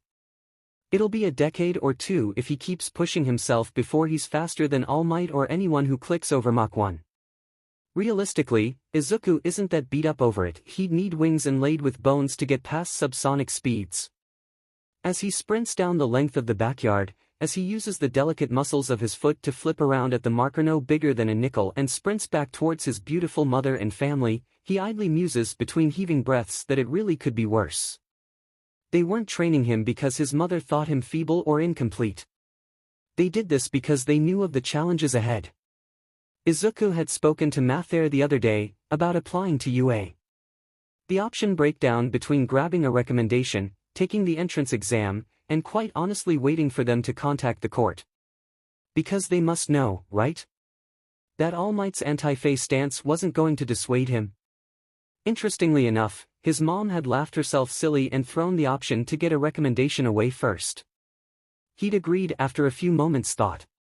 Fumi and Momo are already getting in on recommendations. Momo's due to her parents at least wanting her as a spotlight hero if she won't bow to taking over the family business, and Fumi due to some underhanded motivation given by mom. Fumi and him won't announce their desire to be a duo until they've established themselves at least a little bit. He finally stops sprinting a yard away from everyone else, and throws himself onto the cool grass. It's unlike grass in the human world because it doesn't shape into a blade, though if he ever did come across bladed grass he's probably not supposed to sit in it, to be perfectly honest. It's a pretty teal shade this time of year, and doubled with the gorgeous sunset it threatens to take what little breath he's heaving away. The others take the hint and step off the balcony to sit beside him, gentle sighs of contentment around him. Mom's pouring a steady stream of water in his hair and he lets a groan of thanks out. 28 seconds. You're doing great, kiddo. Her approval is a balm on his rabbit-fast heartbeat, and he lets his eyes slide shut. He feels her hands pull his wet shoulder-length hair back, careful not to snag a strand as she puts it into a dripping ponytail. Izuku feels around for the pitcher and accidentally knocks it over, sending frost-spelled water down his back. Math. Could be worse. I need to ramp it up, I think. Izuku groans. I'm fast. But who knows what UA is looking for in a Fae? To his left he hears the buttery slide of fine cotton as someone shifts Momo. There are no set regulations for the entrance exam. Although, I've been looking at previous exams, they seem to be geared towards HM. He hums back to her. HRM. Toshi's bitter echo. Fumi and Mom sound together, both contemplative. Momo makes a faint sound of upset and she babbles out an unnecessary apology, Izuku catching the scent of determination coming from Toshi and her. It's a bit like oranges, he thinks. Oranges and steel. Corrosive. Mind wandering a bit, Izuku supposes that makes a fair bit of sense. Determination to weaken whatever it's up against. Now smelled like that sometimes, when he came home after work. It's pungent, if anything. Flashy fucking quirks, spoiled asshole kids who think they're shitting sunshine because they've been given a free pass in life. No, Momo, you're not included in that, it's fine, don't make that face at me. The former sighs, bringing Izuku's attention back to his friends. I'm sneaking into the hero course with the sports festival. I'll beg Auntie Pri for tips if I have to. She's been teaching the cat Sith kittens how to hunt, keeps scaring the shit out of me. That makes him crack an eye open. Doesn't he know he's Auntie's second favorite? Of course she wouldn't mind showing him how to blend into backgrounds. Oh. Auntie didn't tell him, did she? Probably not, though it's painfully obvious because her hair's been his color for a month straight. Alright, this was too good to pass up. He lets a soft rumble in his chest out, low enough to where only Mom can hear it. Toshi is his friend, so he can fuck with him in a friendly way, right? No blood or tears, but a little psychological torture never hurt anyone strong enough to brave Mom's court. You should, Toshi. Izuku murmurs aloud. You and me being sneaky little shits. If Auntie trains you, maybe Eraserhead will pick up on it. 'Tis a shame he's the only underground hero there now. Fumi grumbles out, Izuku, we're going to be surrounded by heroes who think it's wonderful to be on the news. My quirk, Izuku. Your propensity to linger in shadows. How fortuitous is that going to go? That's... He looks over at Fumi, who has dark shadow perched on his shoulders like the gremlin it is. They share a commiserating grimace. He looks up at Mom, who's pulling a frown as well. Maybe she'll try to fix that whenever UA comes knocking for him. Yo. Isadora claps her hands together before standing up to brush off her dress. If you've time to play, little soldiers, then you've time to learn. Momo, dear, Reese says he has a quiz for you on collateral guidelines pertaining to hero agencies below the top 50. If your answers satisfy him, I'll personally tell your parents that you'll be going to 𝗀𝗏𝗏 with me to check out the spider silk farm. Perhaps your quirk will work with that? They all laugh a little as Momo stands up immediately, face almost severe as she nods to Isadora. Her parents hate each other, but it really seemed like the only thing keeping them from divorcing was their desire to groom their daughter into something, and if Izuku and his mom loved anything with a passion, it was with dipping their bony hands into pies. Isadora turned to look at the two human boys, a green eyebrow carefully raised. If you two have nothing better to do, I'll be teaching you how to unnerve even the most steeled heart. Come along, now. UA comes to the court about 2 months away from the exam. It's late February, and for the most part all the Fae are enjoying the last of the Japanese snows. Gwyn and Ewan are making rounds at the auxiliary courts in England and Argentina, Ewan specifically gathering plans for Austria. The snow isn't thick just yet, but if she were a fair hand at judging whether it would become so soon. Suffice to say, Isadora isn't exactly pleased when the incoming mortals trip the alarms, delicate rose branches sensing the passing by of a person. 3 bodies, no ill intent. She had been resting in the den with the kids, content with rereading the Wayward Guide to Mysterious Magics. Even so, she stiffens the slightest bit. Her sapling notices, immediately untangling himself from the puppy pile of his friends. Momo, the deer, was the only other one not drowsing. They're here, my dears. She whispers, gathering her parlor dress and twisting the colors to black, overlaid with a sheer green layer. Flicking a hand out at her son and changing the colors of his tunic as well. Momo makes a soft sound like she wants to get up as well, carefully lifting Hitoshi's head off her chest. Isadora takes a second to peer at the young lady. As the only female friend Izuku truly has, she's invaluable in both the short and long run. Momo is poised, classy, charismatic, but with just enough of a mean streak to protect herself. After all, the child had taken a look at her own poisonous parents and decided to brave Faerie instead. There's a certain, if not delicate, strength in that. Selfish enough, and perhaps the slightest bit power-hungry.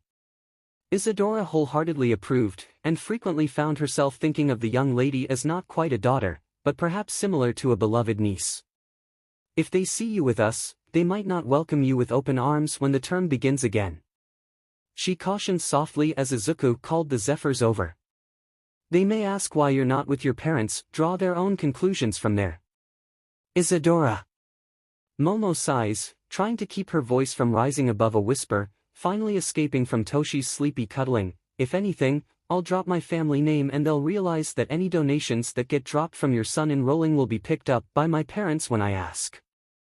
If it comes down to that at all, I have no idea what the principal is thinking coming here. They're already risking being seen arriving here.